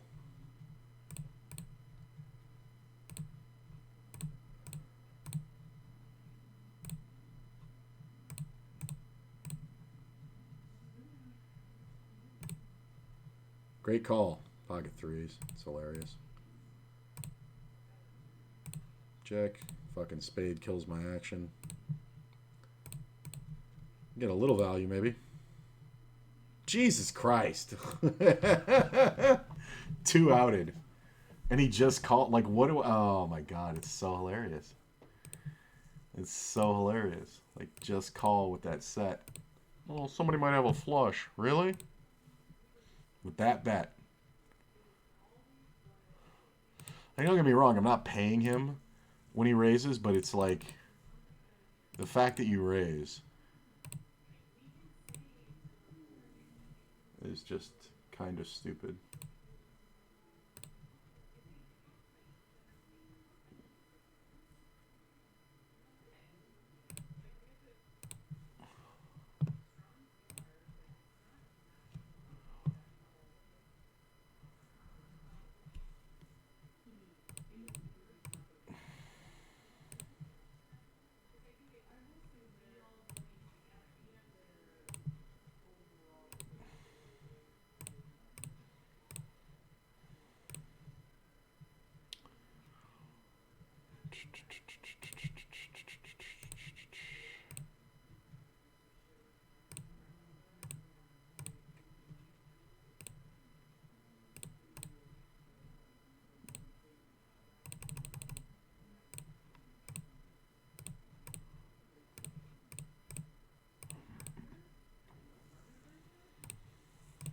I had to see it. Like, I know it's a jack 90% of the time, but I just have to see what the fuck he's betting this flop with.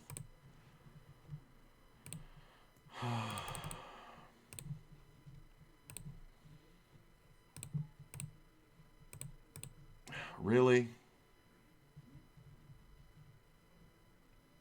I don't know if this player ever folds even a pair of fives here, but is. There's nothing else I can do. Ace 3. Like, oh my god. Like, it's just so frustrating. It's just so frustrating.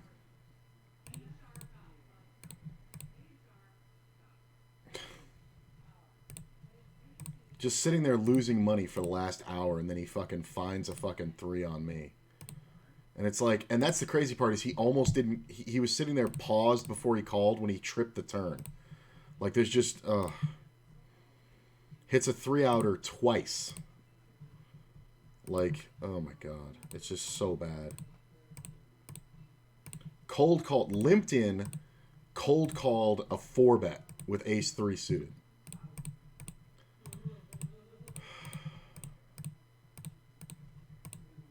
It's just so fucking frustrating. Yeah, no shit. Gee, what a shocker. Do you even have a 10, or do you have, like, king queen? Are you that stupid? Jack 9. This is what led and called. Wow.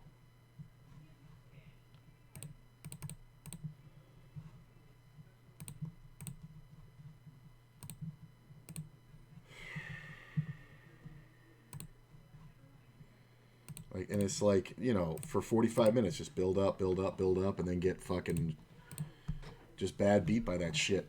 And it's like he's supposed to have a flush draw there so many times.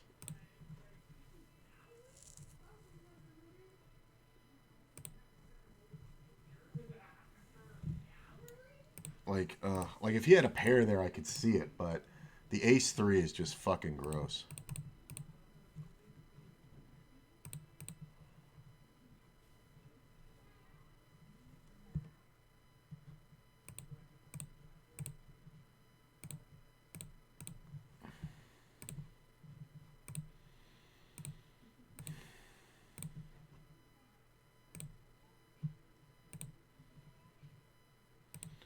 You don't have enough.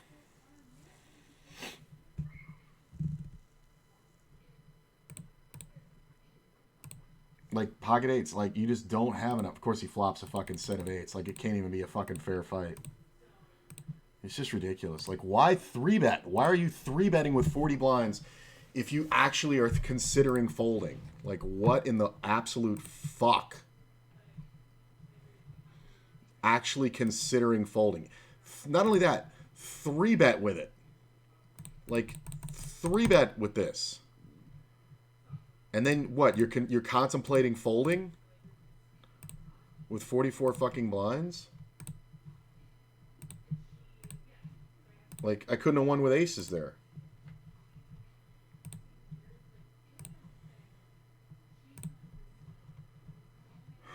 Honestly, I just folded this because I'm tired of playing out of position.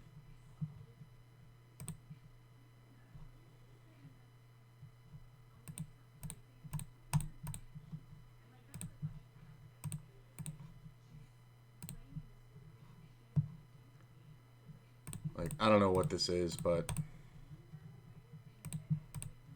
Like, you have the monster. Why are you not betting? Like, you made 2 blinds. Congratulations. But you gave me every opportunity to bluff you if I felt like it. Just the board wasn't good. Or to hit my fucking hand. Like, it's just gross.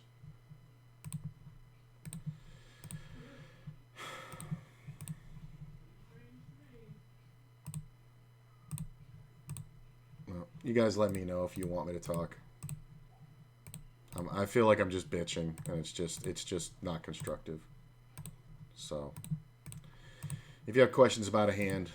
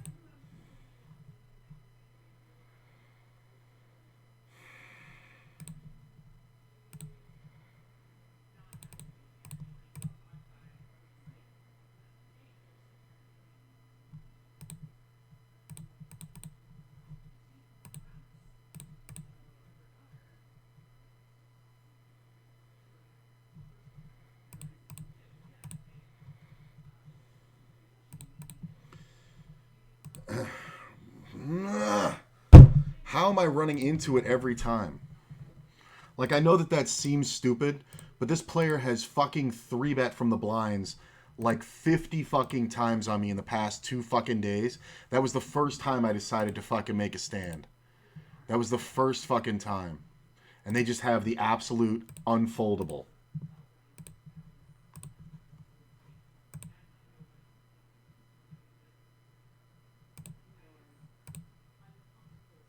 What the fuck is this?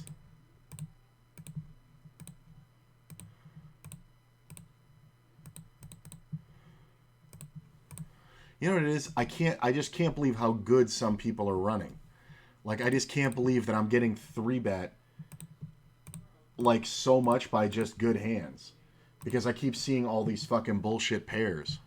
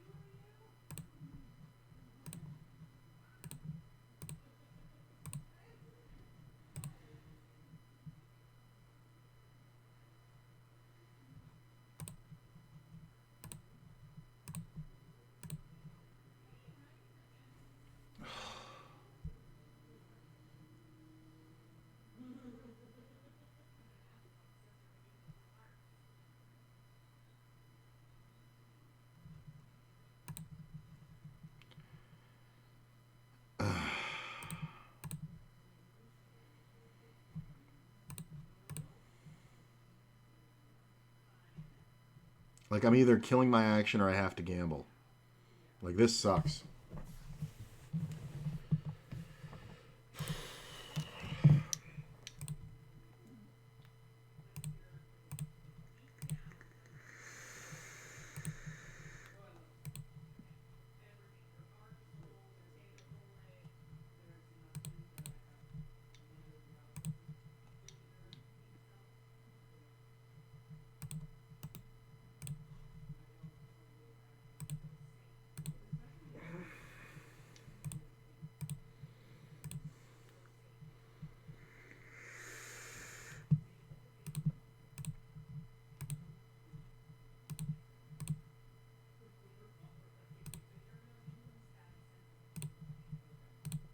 Like, I'm getting 3-bet on the button small again.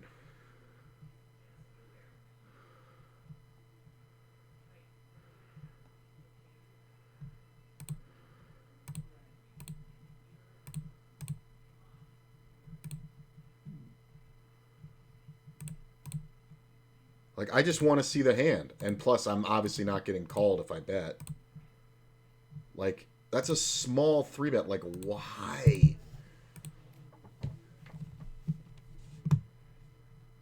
Maybe go for a walk. That's what you're about to do?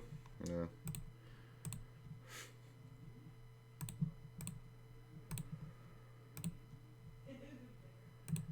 I mean, I'm cool. I'm not aggravated, or I know I seem like I'm tilty, but I'm just like, I'm trying to get my brain to stop trying to figure these players out. Like, that's the thing. Like, you know, when you play poker and you take it seriously, you're trying to figure out what your opponents are doing so you can beat them. And I'm sitting here like in situations where I cannot fathom what the fuck they're doing because it makes zero sense.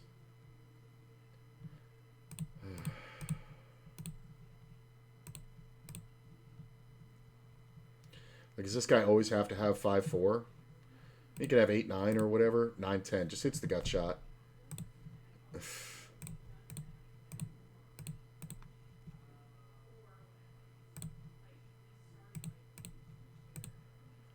Like, this is ridiculous.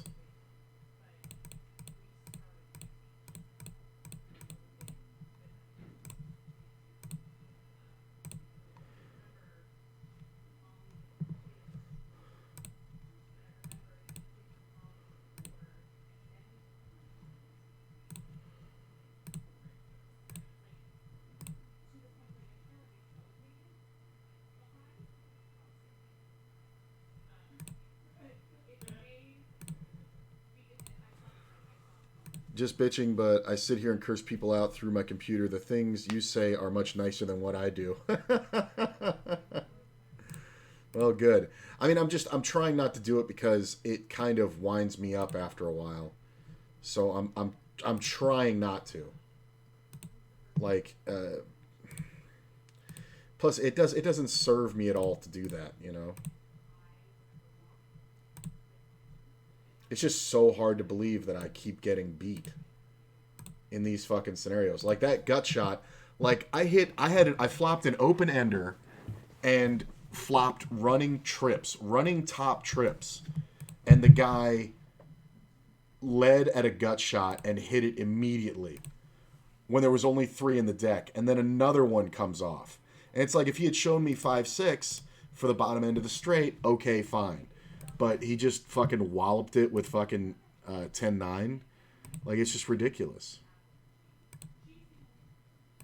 And it's one of those things where it's like, I can't even accidentally bluff it because there's no point in raising, because that's one where I'm legitimately could be up against the bottom end of the straight, and nothing that I beat will call me.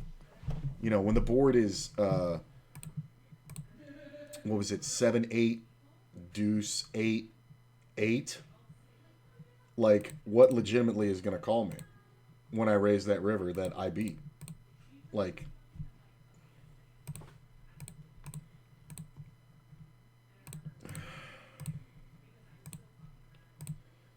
same fucking player.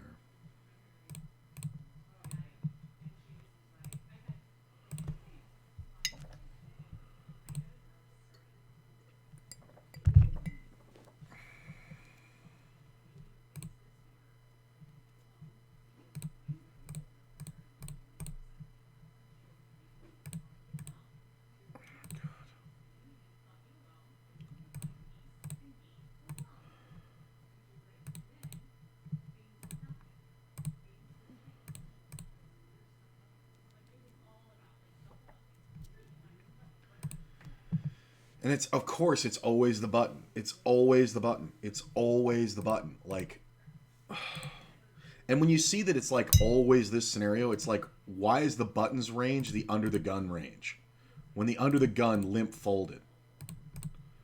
Like, the button now is just like aces every fucking time, right? Like, what the actual shit fuck?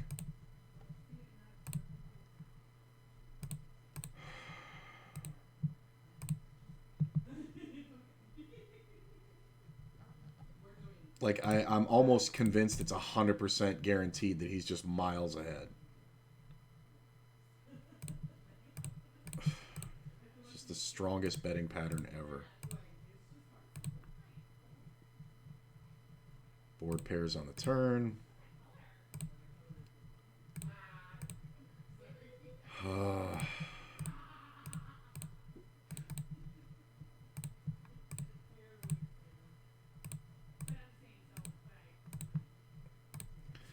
Like, and it's like they're just betting these shitty bets, and it's just, ugh. Like, deuces. Like, why are you betting? You have showdown. So fucking frustrating, man.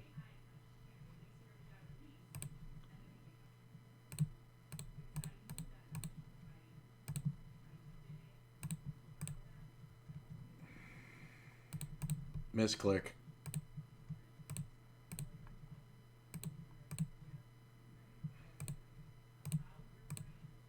Limps in first. Go ahead. Roll the aces, man. It's whatever. This is where they talk themselves into it with, like, ace-jack.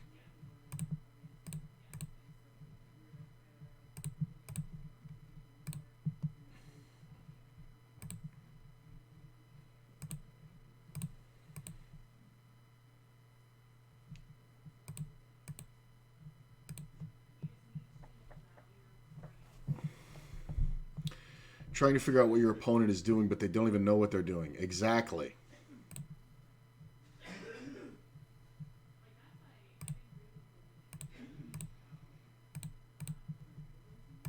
Like, and you would think all these things would make the game unbeatable, but the fact of the matter is, I just keep building up and building up and building up to like $400, and then like have a couple days where just nothing works for no fucking reason, and then I'm just like right back down to like 200 or whatever.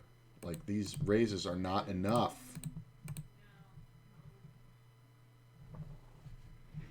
The amount of times I've restrained myself from breaking my mouse is amazing. I've never broken any fucking equipment, but I've had such a compulsion over the past week to fucking throw this mouse through the wall. Like, the amount that I've restrained myself should get a fucking award. And it's not even on, like, bad beats or whatever. It's just, like, on what the fuck are you doing?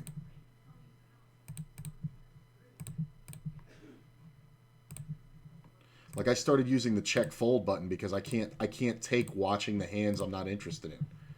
Because it's like, I'm not going to fucking learn anything about the players. It's only going to fucking serve to aggravate me.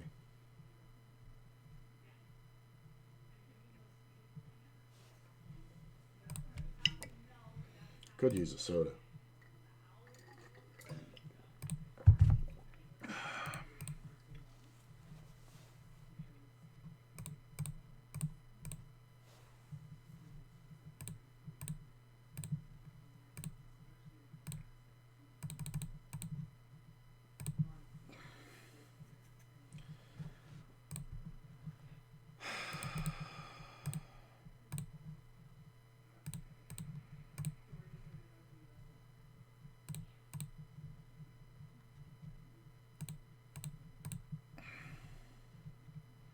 The delayed, like, check, call, check, turn, bet, river. It's like not a move I would ever fucking make.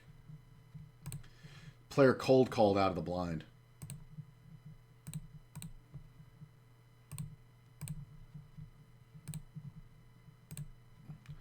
Two outer, by the way, was on the flop and another on the river. Yeah. No, it was the turn. The ace-3 versus my ace-king. Oh, there was one on the flop and another on the river. Yeah, the one on the river was the pocket tens, right? The pocket tens on the weird board where I tried to protect my hand and then the guy fucking hit the two outer on the river and didn't bet it. And I didn't bet it.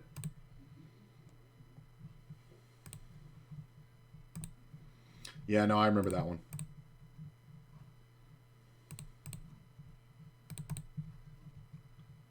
I mean, the min bets. The fucking chronic min bets.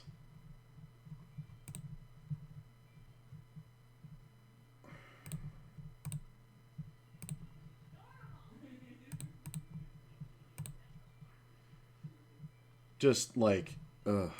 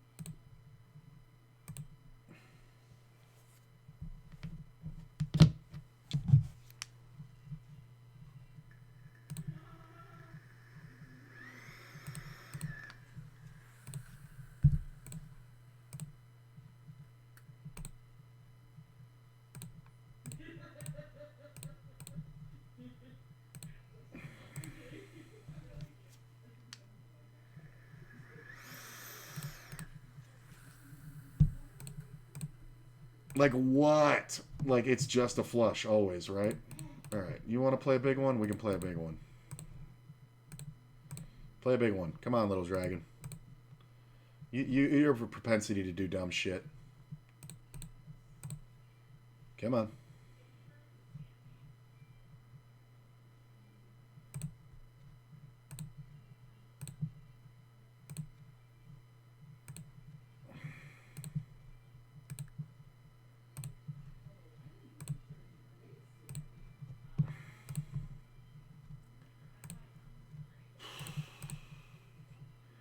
Yeah, I think I definitely want I want a soda, and I need to take a leak. So I'm gonna sit out the next hand.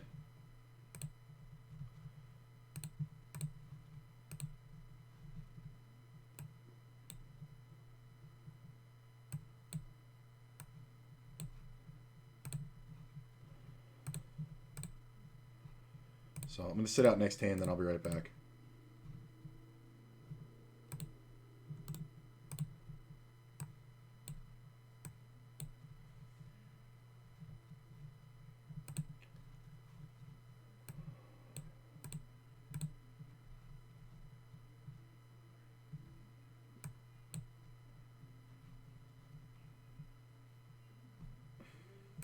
Missed it all.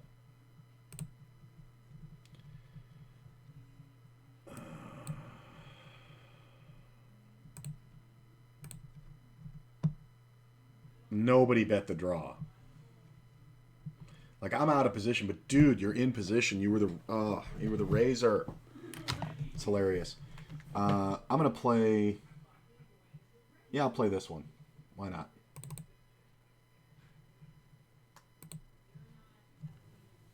Is that loud enough? I relate to the world through movies, mostly. It's upsetting to me to see that the council doesn't seem to fully appreciate your talents. Don't you wonder why they won't make you a Jedi Master? All right, I'll be right back. I wish I knew. I know there are things about the Force that they're not telling me. You have to be aggressive and violent in these situations. It's a really stark visual for me, and I keep it very close in my brain. They see your future. They know your power will be too strong to control.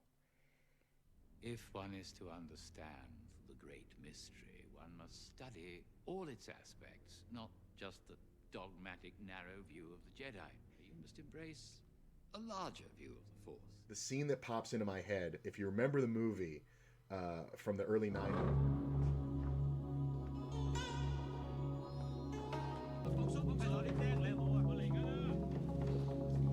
Came back and we'll play some Zoom.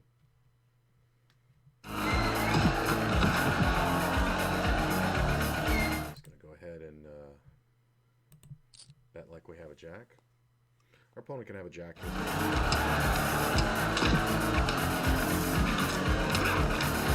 60-40s.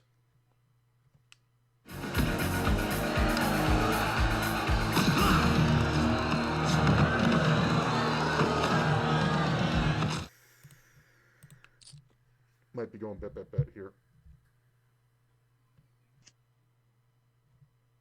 Well, that board just got worse and worse. I don't believe there's much real chance of bluffing here. Keep going! Keep going! But I'm gonna try. I just don't want one pair to beat me.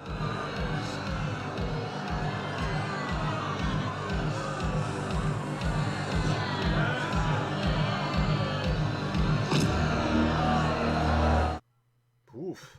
Almost talked myself out of that. Man. Time to separate the men from the boys. Just be careful, Chong. Doesn't separate your head from your body.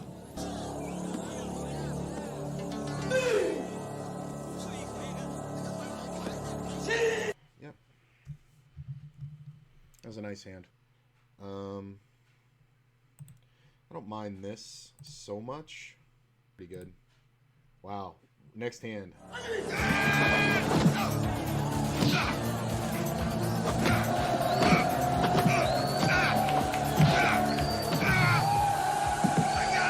Getting 3-bet by the same player.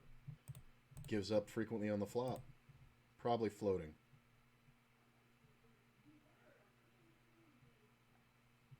Yeah.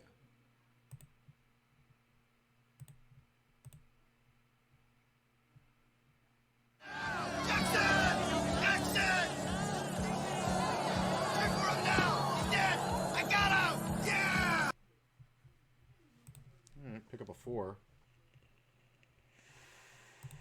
I don't hate it. I'm only calling because of the player behind. Yep, I knew it was coming. I'm still calling. If they bet strong, I'm just going to give it up. Bet half pot. What if you threw that punch over there? What would you have done? Block. You think you could have? Even you could have. I'm not that strong. Not matter who's stronger. Matter who's smarter. Is there a counterpunch in the technique? Ask Drum.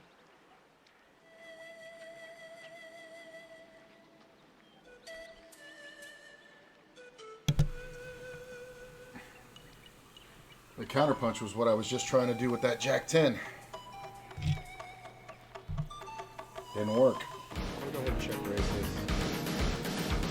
Sometimes he calls on because he turned it in. I think it's just a good spot where he goes on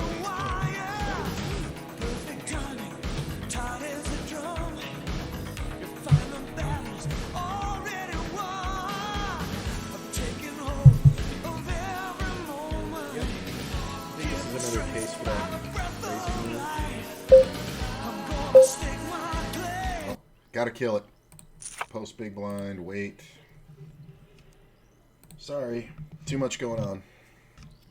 You guys have seen it before, and if you haven't, it's on the YouTube. Had to put on my shirt. I love this one. It's a cute little skunk, says love stinks. For some reason, it just got really hot in here. Alright. Ugh. The fuck happened to the table?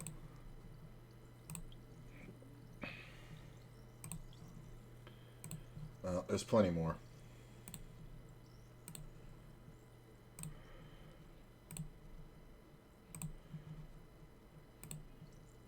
What is this one? Waiting list.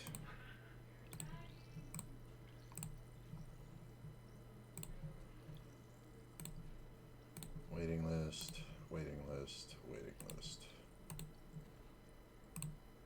Ooh, nice post. I get to overplay it.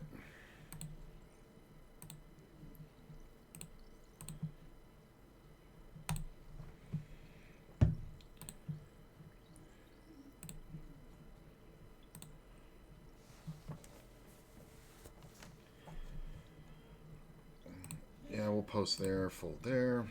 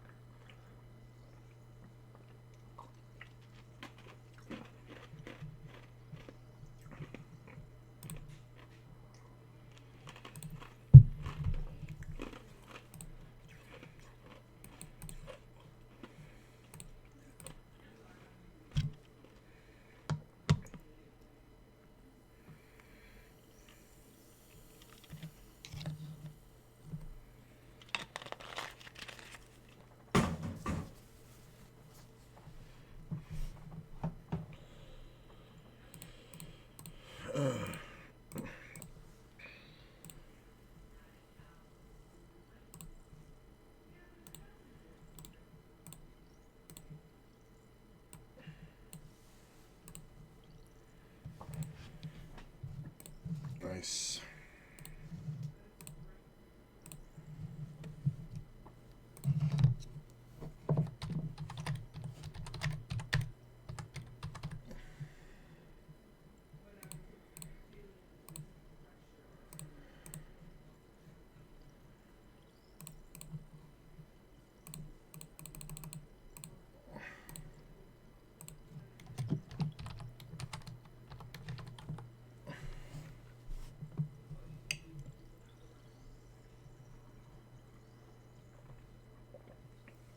Oh, so much better.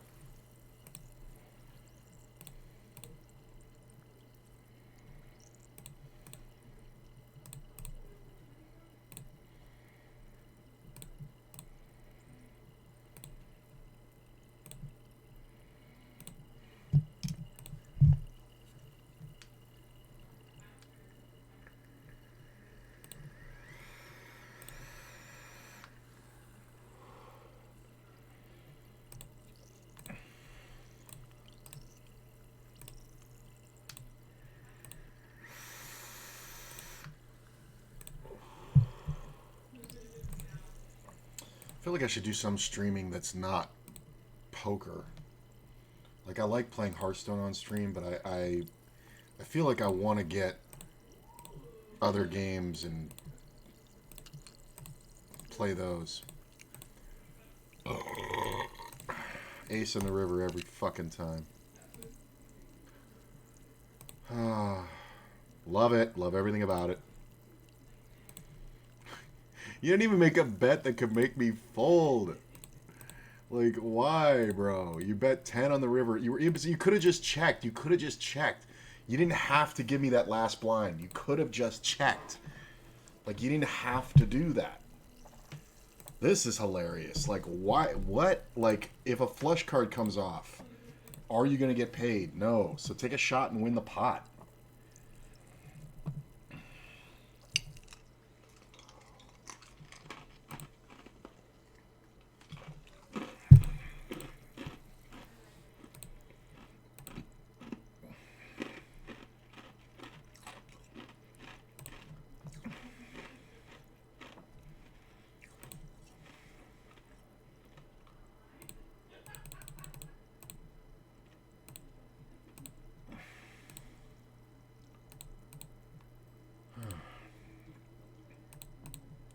Beat it.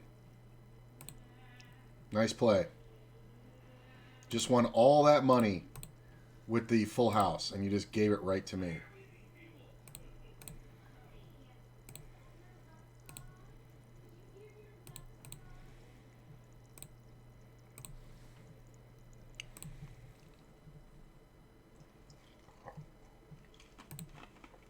Like, this is the thing. Min raised. Min raised it. Called it off. Queen Jack. Why? Explain it to me. Try to explain.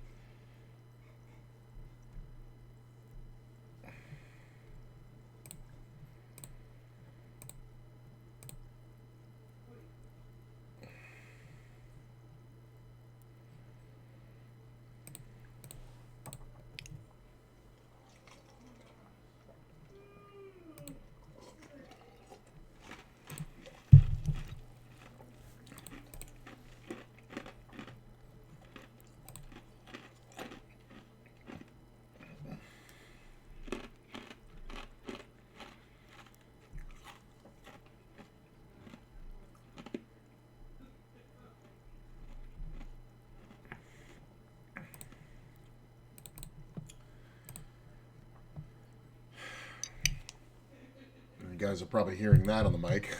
I had it right under the mic. Oops. Sorry.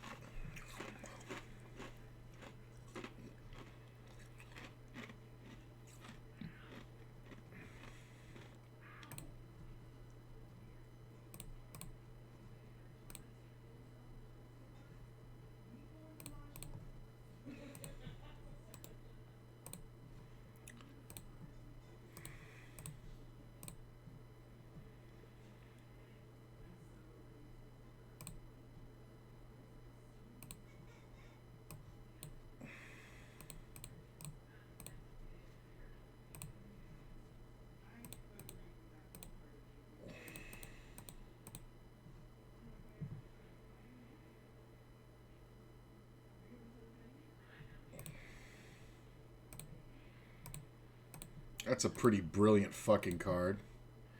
He was just on a draw, though, so... Oh, did you hit that king, though? Did you hit that king? Did you hit that king? Pocket eights. Wow, and you just paid it all the way off. Like, min raises to try to get a showdown and then calls the river.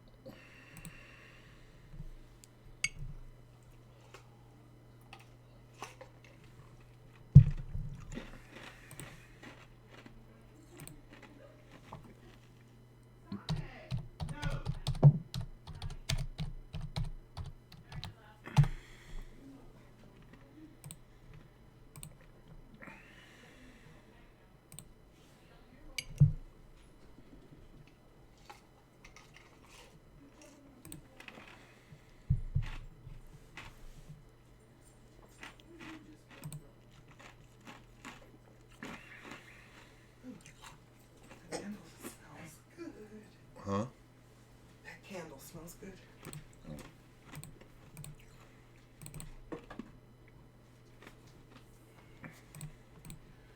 Whew. That was fun and quick. Oh, she's already done? Yep, she's out the house. Damn. That was quick.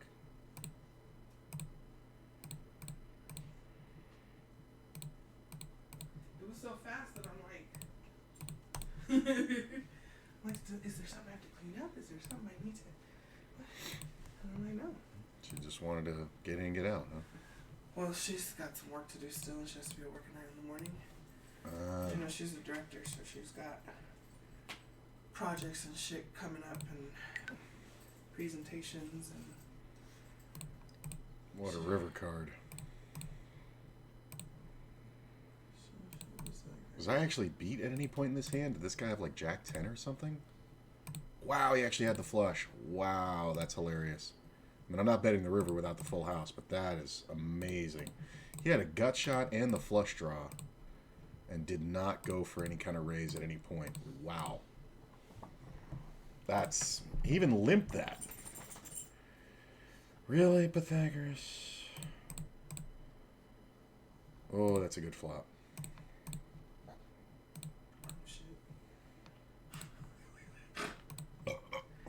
I posted the boomerang to the nails on my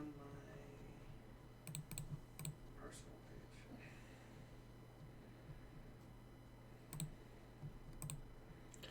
It'll take a few extra seconds and keep betting. It's one of those ones where I can definitely see myself being up against King 10 or King Queen. I think we want to go for value. I'm not folding. If he raises and has aces, that's fine. This is pretty sweet. Hold. I mean, it looks semi-strong the way I bet it down, but not really. I don't think you can fold King Queen here. Wow. I think he might have had something as strong as queens. I think it took 3 full barrels to convince him. That's crazy. I'll bet if I had jammed the river, he probably would have called it. That's one of the ones where it just looks so value heavy.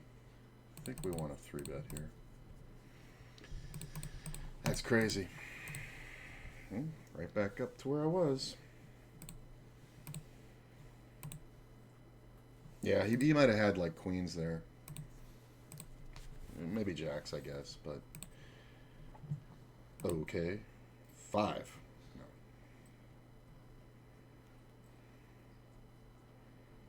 That's a shit card because now the 10 just sucks. Like I might even hit the 5 and not be good here. Oh, no decision to be made. So what are you doing now, babe? I'm just kind of stuck at the moment. It's the weeditude.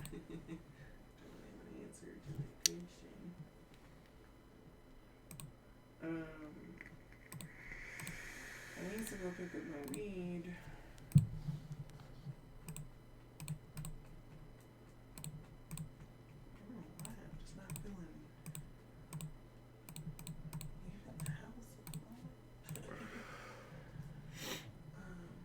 Are you hungry or? I am hungry. Yeah, that's probably slowing you down.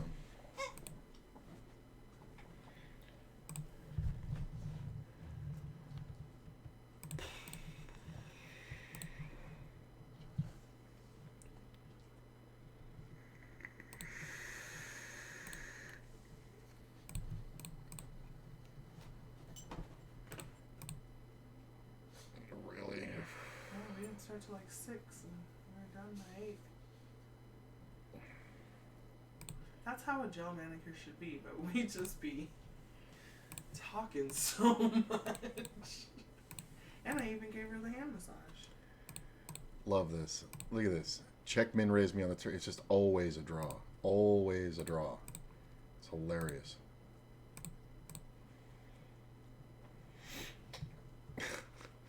are you check raising the turn? Like, you're just gonna get to a showdown and just, like, never get paid off when you hit the fucking club. It's good that you have some clients that actually have other shit going on in their lives and get the fuck out of the house. Instead of staying for 9 hours and baking cookies. Right. Literal bitch came over and baked cookies. And the voice message she left me last night was, well, and she didn't know if she could do Friday or Saturday unless it's like a girls' night type thing. Oh. And I was just, but I don't. She is fun. I know, yeah, she is. That's what's her name, right? Nikki or Kitty or Kelly or whatever the fuck, the lesbian, whatever the fuck her name is. That's that one, right? No, that was the lesbian said that. Yeah, no, she. Are you lost? Over. What's I'm going lost. on? I'm lost. I am lost. I got stuck. I can't. There's too many thoughts in my brain right now. And none of them coherent. This is fucking amazing. Coherent. I can't. What the fuck just happened? I really just like. I was thinking about food, and then I was thinking about not saying the name, and then saying the names. Why not say the name? And I don't know. And then my brain. I need food. No, I'm not asking for her social. What's her fucking name? Katie. Thank you, Katie.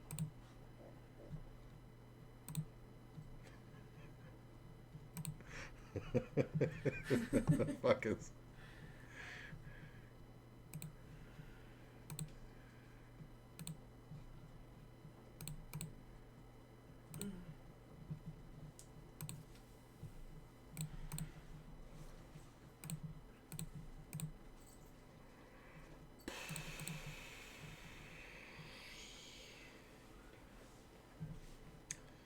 I think we 4-bet here.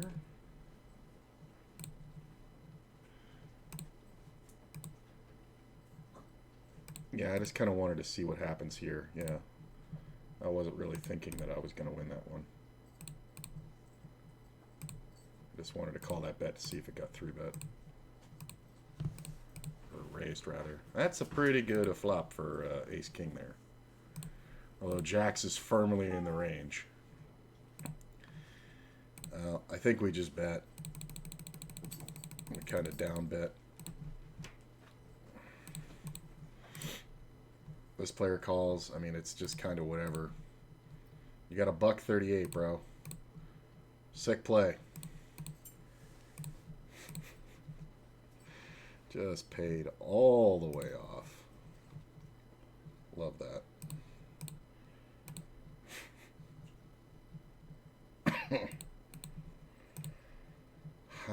Hilarity. That is some super fish shit. He raised, this guy 3-bet, I 4-bet. He called, this guy called, I bet the flop for 80% of his stack, and then he jams the turn when he picks up a flush draw. Like what? Now queens with a set. Oh, no action. There's so many draws here. This player's going to jam quite wide. I don't think I can fold, though. I mean, yeah, you can have all the 2 pairs and all the straights and all the flush draws and all the top pairs. So he kind of has to decide there. So I think check folding is probably smart by him. Because you know, this guy is just reloading $5 at a time. So he's kind of looking to just get the money in. So I don't think he has enough equity there usually. Let's see how many. Okay. Check. Fold. Did I just flop a full house? Yeah, I did. Holy shit. Should be fairly easy to get paid. You're raising out of first. There's fucking 2 players in here. There's all these draws. Come on. That's half pot. Well, I like that they're both calling. I guess I call along as well. 3 on the river is kind of awesome. Because, I mean, unless somebody has quads. If somebody has quads, it's whatever. But I only lose to quads and pocket 9s, so I'm going to make the raise and hopefully get called by the 9. Or, like, pocket jacks over here or something. But this is the most likely guy to have the 3, but if he has the 3, it's just too bad. But this guy's got to have a pair. Yeah, you got to have like 7s at least. I mean, I could have a 9. I guess I could see him having a 9, right? Jacks, I was right the first time. How do you never bet? Like, I mean, I get why he didn't fold, but how do you not bet that flop? It's a 3-way pot. I do not understand. Just gonna check that. Do I want to take this table? Yeah. I fold here. I guess I ditch this one. Bring this in. Rink. Check. Oh, goddamn, I got timed out. Call. Check. Fold. Pick up a flush draw with my gut shot. Call. Miss it all. Fold. Thanks for the free equity.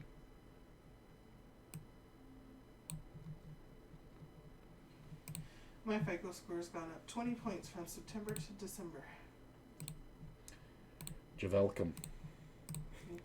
Thank you. I can't say good job to you. It was literally my doing. I mean, yeah, it is. So I'm very proud of you for letting me do it. I am very proud of me for letting me do it too.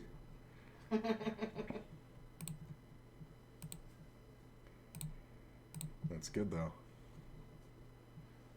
And it's funny because I remember when I was looking at it, like how it was going to work out. I was like, oh, so hers is going to go up pretty fast and mine's actually going to take a dip. Because my spouse has gained credit. Oh. Yeah, no, that's part of a thing. I don't know why because the debts are shared by the household. Oh. Yeah. But you're at the state like, and it's only because I've had credit in the past and fucked it up, you know, or had it fucked up. You know. Right. So like mine, the more debt I carry per month, even if I never, you know, pay interest, it's not that it hurts me, but it doesn't help me as much as it helps you. Like credit card companies on your first like attempts and shit, they want you to have lots of debt, and they'll keep rewarding you and raising your limit. You know what I'm saying? So they're waiting for that one time. Right. You know, where you're just like, oh, this month is too tight. I guess I'll let some interest go. And then they're like, yeah, we got you, motherfucker. Literally, I can hear Dave Chappelle going, gotcha, bitch. I can say my credit score out loud, right? Yeah. So. Just don't say your credit card numbers is really all you got. On my FICO score through Bank of America. Yeah. It's gone up 20 points and it's at 616. Nice. On my Credit Karma, it's showing TransUnion at 645, up 36 points, and Equifax at 656, up 35 points. Nice. That's kind of cool. Yeah. I've only been looking at the FICO score because I feel like that's a more legit one anyway. But why do you think that? I don't know. Growing up, I always heard FICO. So I just. Something good happened while you were gone. The balance came up pretty fast. Just hands held. Situations like this came up. Flop one full house, but other than that, it was just kind of, top pairs got good value, things like that. Little situations like this too, where this guy's doing weird shit and didn't really cooler anybody too much. Just kind of regular standardish value.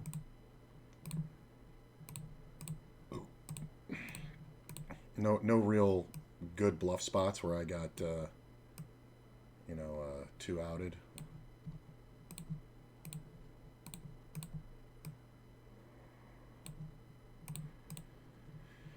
See, and that's the way it goes. When nothing weird happens, I do well. Like, yeah, I guess when you went for a walk, I was like 7 buy-ins lower than I am now. Yeah, kind of Kind of smashed it there. But nothing really, like, I flopped one set, or I flopped one full house on 8-3, or what was it, 8-3-3, and the original Razor had jacks. Flop checked around. Well, you'll see it. I think it's still coming up. It's in the bottom right-hand corner. But by the time I say this, it'll be over. I'm just getting away from this. I was just looking for backdoor equity. Ain't we all? Zoop. Check. Think I like... I don't know if I can rejoin this table yet. Nope. Can't. Wait a minute, did my student loans actually get cleared? How would they get cleared? I had tried to do that forgiveness program. That would be awesome. But I never... The last I heard was I needed to submit something else, and I never sent it. And then when I tried to apply for school, remember they told me my loans were in default and I needed to get them current. Yeah. But now on my credit thing, it's saying student loans $0. I mean, there was a thing, a couple of, whatchamacallit. I know they were doing it with the pandemic and stuff, and before that. It was The Obama thing had started the... Right, but it's crazy because that was such a small percentage that I didn't even think about it in relation to you, because I was like, oh, it's like 10% of like people with student loans got, forgiven, but maybe yours qualified. I don't know. Maybe you qualified at another time or something, because I never finished sending in the information. Maybe it was enough. I'll take it. I mean, that's pretty awesome if you can confirm that that's... That's what I'm looking at right now. On my Credit Karma, it's not... It shows, it shows all your balances. Yeah. And it used to show my student loans, and now it says 0, and I'm not seeing it anywhere.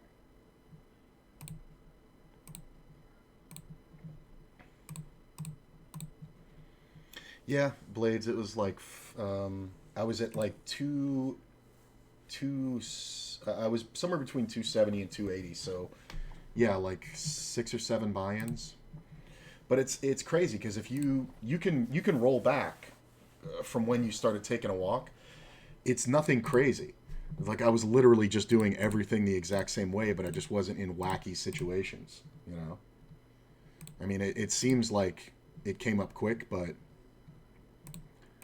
like I'm not sitting here like all hyped up because there's nothing except like it wasn't like aces versus kings or whatever, like it just wasn't any of that. It was just nothing weird happened, and when nothing weird happens, the guy with the better hand wins, so I did play a couple of things a little differently against good players. Like I kind of went for, see, like this is kind of odd. I'm gonna let that go. I did play a couple of hands a little differently against good players where instead of going for larger bets, I kind of went for multiple streets of value, and that actually turned out to be one of the bigger pots versus a player who 3-bet me when I had ace king on the button. He 3-bet from the small blind. And instead of 4-betting, I kind of backed off of it because it's one of those spots where I would 4-bet it probably 70% of the time, but I was like, you know what, let's see what happens here. And I flopped the king, and he checked, and I bet half pot, and then he called, and he checked, and I bet half pot, and he called, and then on the river, I checked and bet half pot, and he folded, but the pot was so big by then that I still had like my half pot bet on the end. I think I had about a pot left on the river, and I think this player would expect me to put it all in with the kings, or with ace king with top pair king, but he didn't expect me to bet so small on the previous streets, so that kind of changed a couple of things, like getting value down to the river and then just not getting the river payoff instead of getting it in. And little spots like this, with the overpair and shit. Look at this massive overbet that we both just called, and I just flopped. I just turned the second pair on. Pop this one, check this one. That card probably kills my action, but it might have saved me. Alright, well, we're just going to put it in. If somebody has a set, it's too bad. Ah, kings. Ooh, nice. That's why you don't overbet that ace, bro. Yeah, I mean, it's kings and you're squeezing from the blind, so let's just get the money in. Fold here. This player fucking min raises me again. Alright, bro, let's go. Yeah. I know I have showdown all over you. He always raises on the draw. The last time he did this, I just called, and I knew he had the flush draw, and then on the river he led, and I raised him, or I called him to see the hand, and then he, obviously I had him beat with just second pair, and it was like, because he likes to min raise on the draw. So on that hand, when it's 7, 8, 9, and I have pocket 10s, it's only good to jam there, because not only do we have the same draw, because he's not going to raise me with the 10 jack or a set in such a small fashion. Not only do we have the same draw, but I actually have the showdown value. So it's better to get it all in there. And you saw he went off with ace 10. He just can't fold a draw. And now I'm just hoping that we don't chop. So it's 8 outs to chop, but no chance. Well, I guess he could have hit the ace, right? But it's very unlikely. And what gets me is, like, I know players, like, I always say, like, what are you thinking? I mean, that's just pure gamble. So this is interesting. I think I like calling here and making a straight a lot.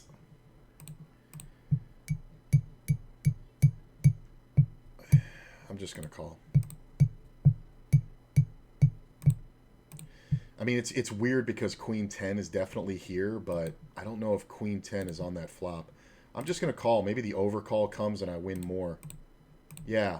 That's a nice little thing there too, like recognizing the overcall. I think they both had 2 pair, honestly. King 10. Oh, this guy made the river. Wow, I don't know why the fuck he was sticking around the flop. That's one of those e-calls that I talk about. So calling, like just calling there instead of raising, we got the overcall for the extra 30 blinds, which is pretty awesome. Look at that flop. This player raised huge too, so we just check call.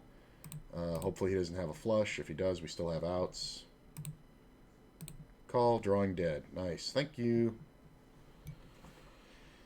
Like, and it's not like I mean, that's nice to flop a straight, but it's not an exceptional hot run.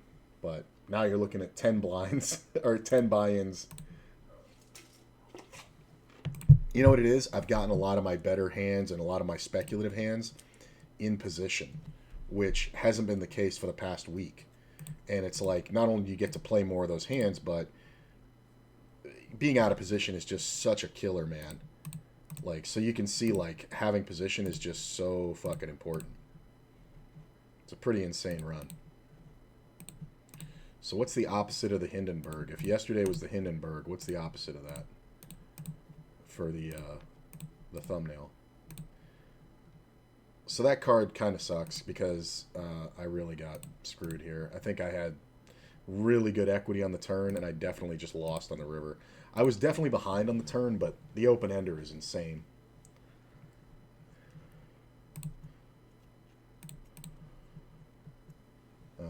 I'm just going to limp this. I've also taken to limping a few really good hands with good expected value. Where the fuck did everybody go? I go on a run and everybody leaves.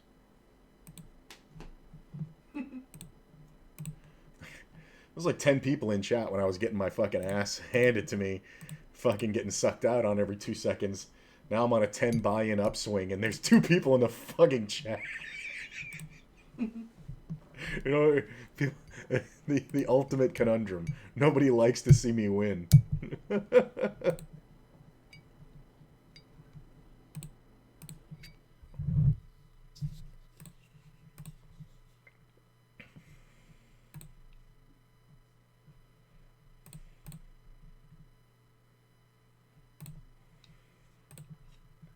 Look at this flop. Jesus.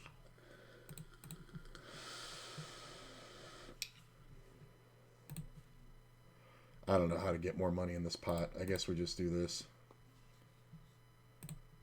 I mean, I guess I could have gotten paid by more, but I think I had to wait till the absolute river. I guess not, because he had 6-5. That's hilarious.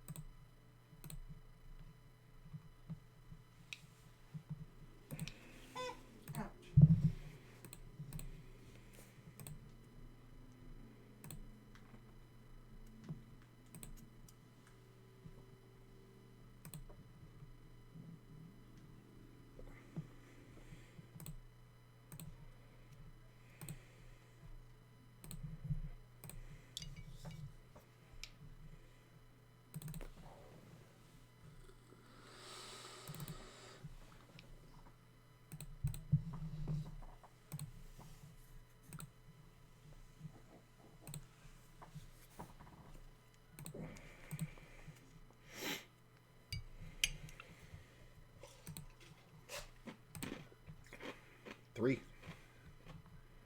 Should be a 3.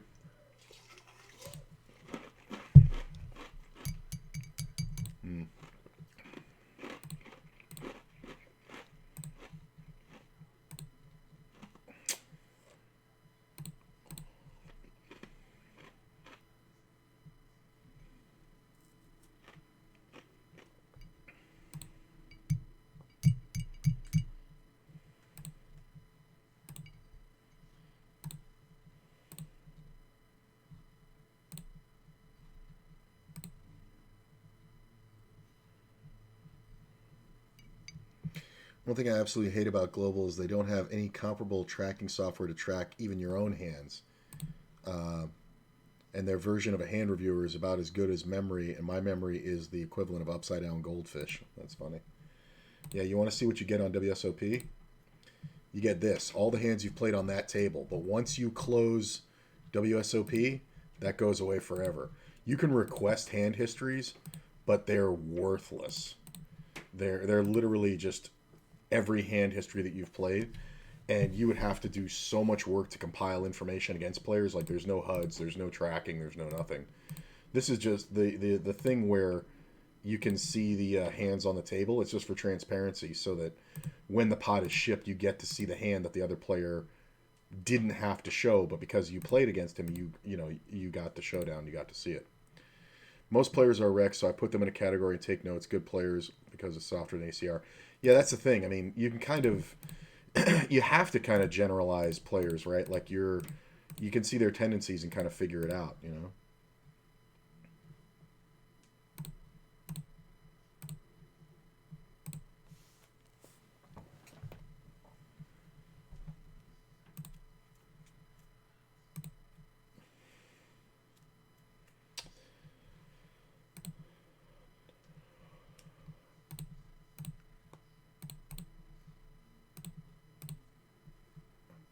Someone should go stake those motherfuckers in a 2-5 and an ACR 2-5. Why would they stake them? You're talking about guys who would get just wrecked.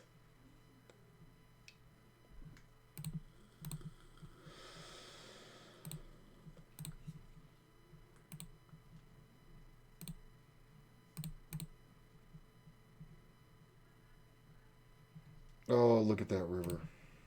Somebody should be betting because somebody should have an ace. Nobody bet? How does nobody have an ace? How does nobody have an ace? 7-8. You have ace 9 and you didn't. Oh my god. I really thought the other guy had the ace. That's why I didn't bet. That's hilarious.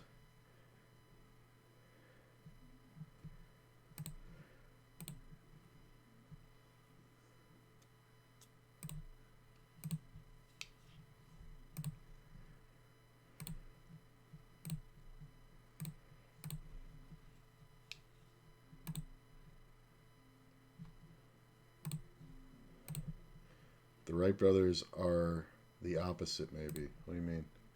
Of the Hindenburg.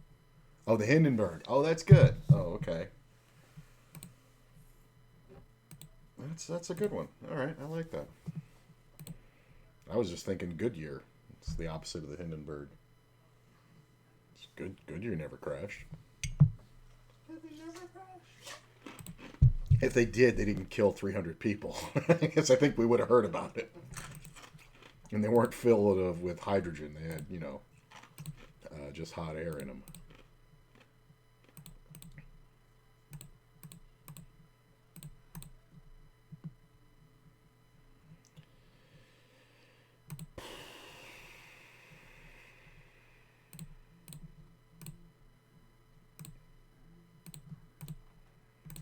Getting a lot more textures that are easier to bet or fold.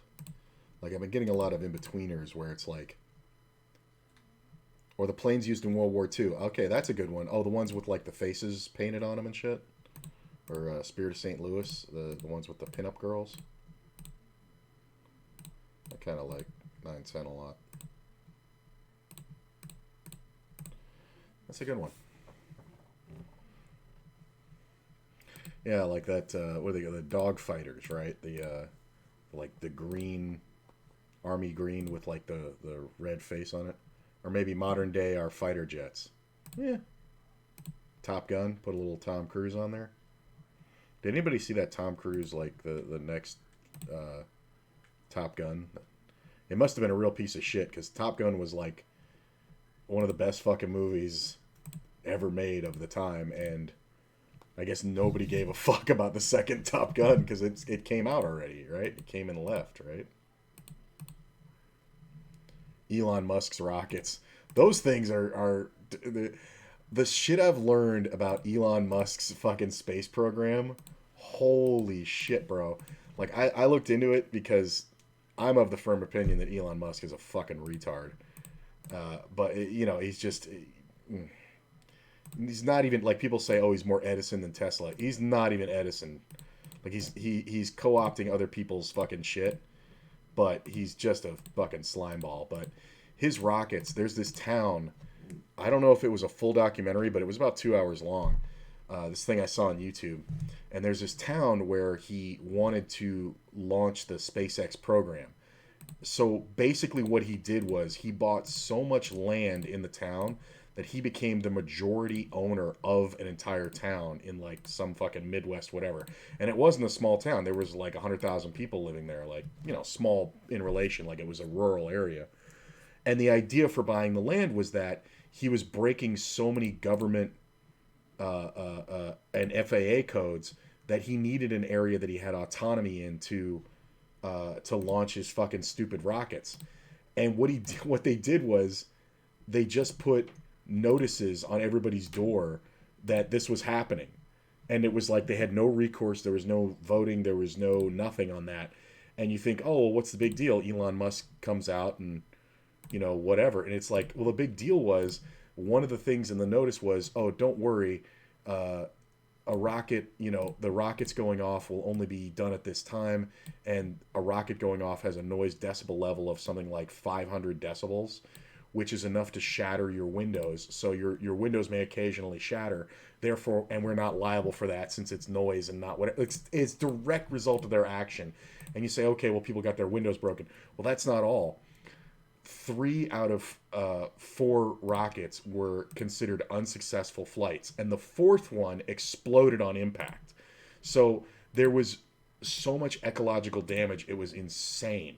And the fact that every time he launched a rocket, it was like 1,000 cars, like the pollution is something like 1,000 cars going 80 miles an hour for like 100 years. Like, it's an insane, like just ecological disaster going off in this town. And the people had they couldn't do anything about it. Like, this guy literally just pointed his finger and said, I have all the money and I want to just fuck this place up. And he just did it. And he's still doing it, and people are just like putting him in fucking like ridiculous shit. Honestly, global poker is worse than that. They are talented to me. Like, if you really want to break your brain, like, just look at all that shit, and if you want to find out like how Elon Musk made the majority of his money, it wasn't the electric car thing. It was a nozzle for charging the electric cars that he made proprietary. Then he funded and financed about 80% of all the charging stations in the US with his proprietary nozzle, which, if you had any other car than a Tesla, you had to buy an adapter for it, but you had to put in an application to purchase it. So if you had any other kind of electric car, you could not charge your shit at pretty much every charging station in the US unless you had this adapter, and they wouldn't always sell it to you if you just bought it. And by the way, it was about $500. But they wouldn't just sell it to you. Like if you lived in certain areas where they were trying to snuff out competition, they literally would not sell it to you. You could not own it. Like it was fucking crazy. Like it's just Lex Luthor style shit, and fucking people sit there and going, "Oh, he's a genius. He's Tony Stark." No, he's not. He's fucking Lex Luthor. He's fucking evil, man. Plus, his main goal is to fucking live on Mars. Go ahead, bro. But, like, it's just super obvious that he just doesn't want people anywhere near him. And he's trying to, like, make this Mars thing a reality in his lifetime. Like, it's just insanity.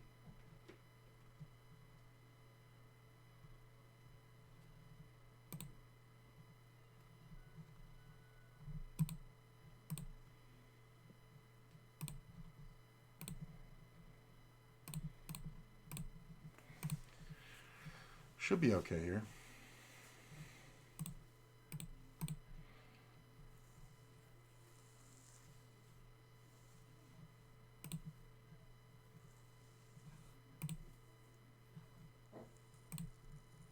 No, I guess we just check call off here.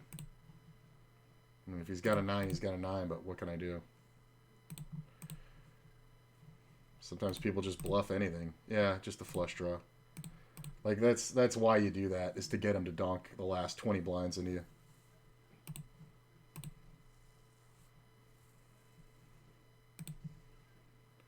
Well, that was easy.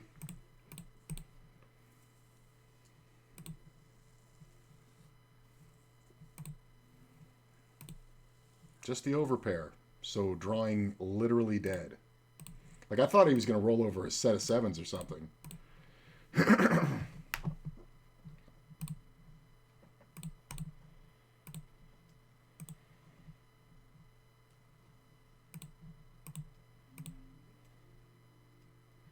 Haven't watched many Tom Cruise movies. How'd you avoid those your whole life? Although you're younger than me, right? So Tom Cruise, he was in everything. Like, you guys just know him from Mission Impossible, but you know, living in the 80s and 90s, like Risky Business, fucking Color of Money, what's that one?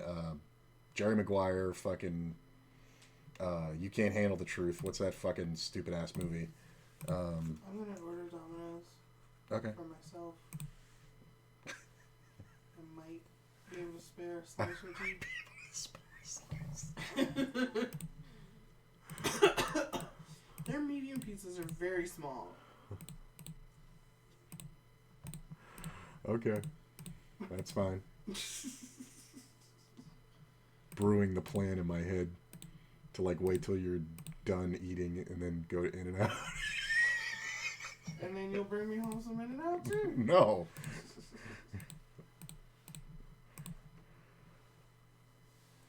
Yeah, but Tom Cruise was in like... He was in like 3 movies. Oh my god.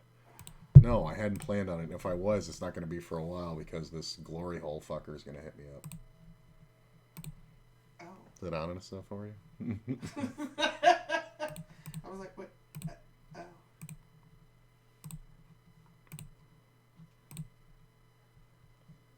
Well, then that's perfect. I'm going to order this now.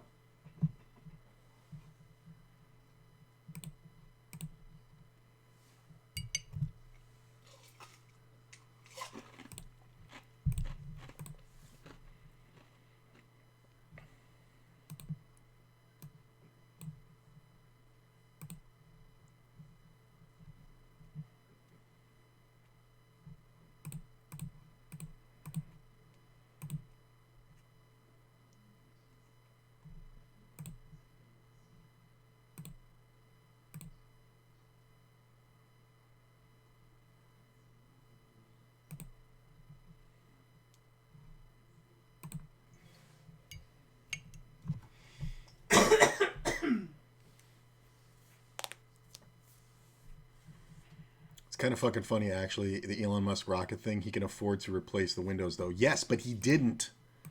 That's the thing. He could afford to replace the windows, but he refused. That's the thing. He absolved himself from any liability that anything he did damaged the town before he started. That's how he did it. Because he owned most of the place, so he could do whatever the fuck he wanted. People were now no longer paying their mortgages to a bank. They were literally like paying rent on their land to Elon Musk's company. Like he changed who owned their fucking houses. He's of the belief that we need to do what we need to do, and some people will be hurt. Yeah, but it's never him. That's the thing you have to remember. You can be of that belief if it's possible that you're part of the people that get hurt. But he never is going to be... Yeah, just quads, right? I love the Queen 4 that calls the raise. Most of the money from PayPal. What am I talking about? No, you didn't. You're right. The first bit of his money was other things, but Elon Musk's, like, the vast majority was that he made the money through Tesla was the nozzle thing that I'm talking about. Look it up. Like, probably his first money that got him started was the all the other bullshit. Well, plus all the fucking money that he started with.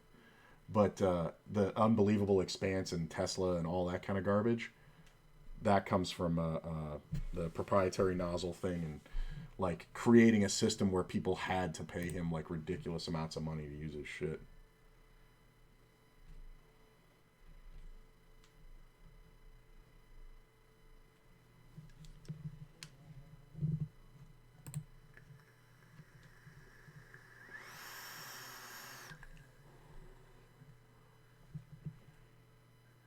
He now lets everyone use his technology, I believe now, though. No, he doesn't.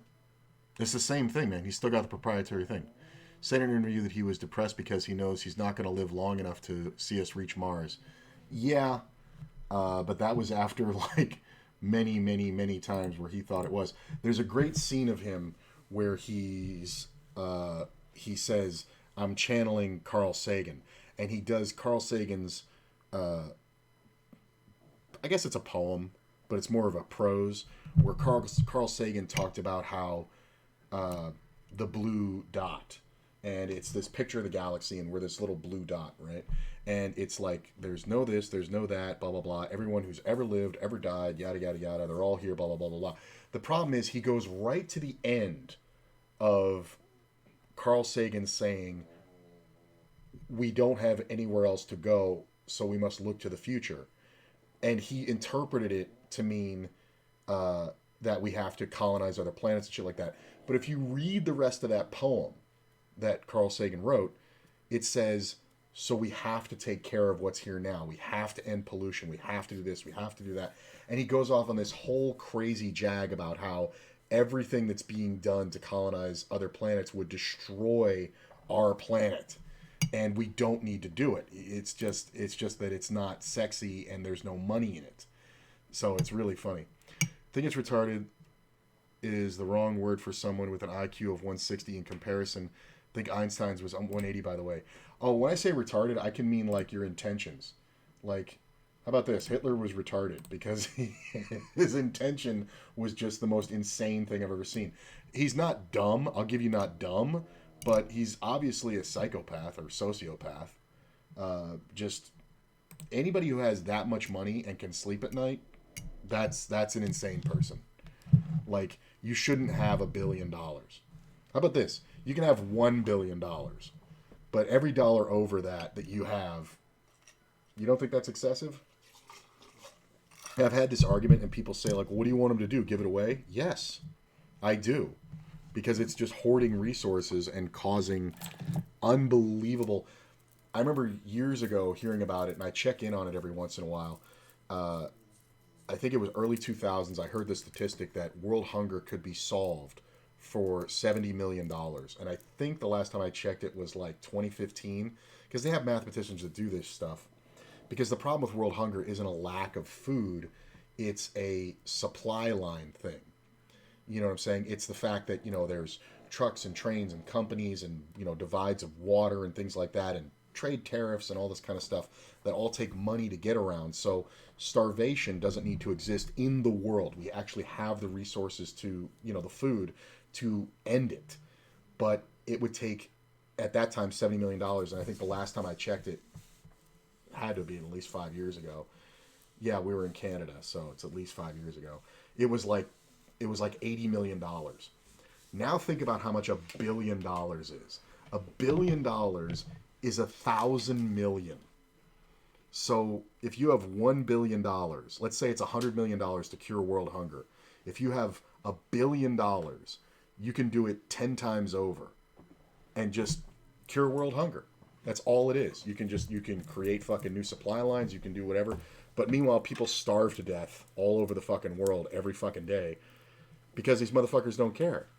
And they'd rather build rockets. It's the actions of an unbelievable narcissistic psychopath. And it's like, I've seen most Leonardo DiCaprio movies, Adam Sandler as well as Sylvester Stallone. Tom Cruise, I will say, I don't know how great he is now because I haven't watched a lot of his stuff because he got into the whatchamacallit, the Mission Impossible thing and all like that, but he was always good. Like, he was always an amazing actor. Loved him in Color of Money, loved him in A Few Good Men. I mean, just insanity.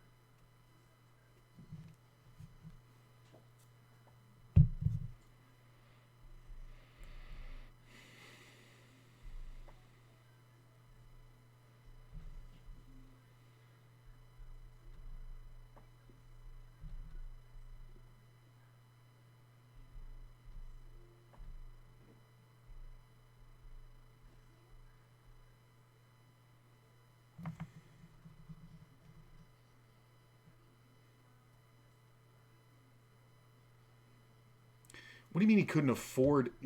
Here's the thing, man. Like, I get where you're coming from, Blades, and you might be a real fan of Elon Musk. I honestly don't understand why, because I was too. And then I started looking at the guy and seeing, like, what he was doing and his general philosophies and, like, what his plans were. He's a sociopath. Like, I get it. Like, it seems cool, but he ain't no Tony Stark, man. He's not altruistic at all. Because he spent his money on rockets. I mean, you're talking about he couldn't afford the windows. The rockets cost hundreds of millions of dollars. And you're not even going to take care of the people that, you're ruining their lives because you bought their town? No. That's insanity, man.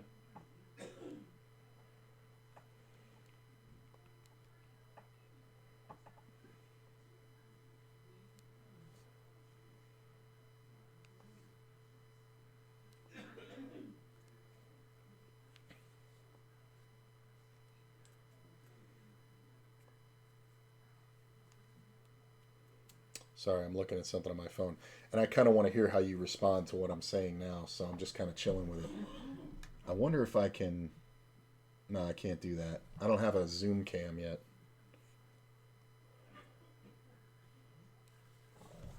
I guess I should look for...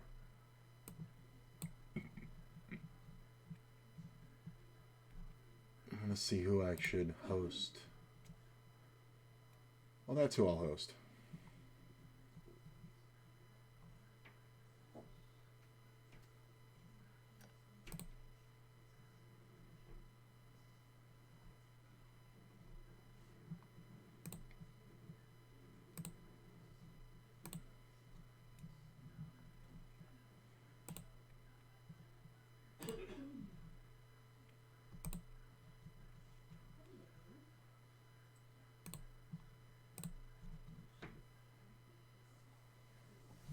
You're talking about you couldn't afford the windows. It's kind of a weird perspective to me.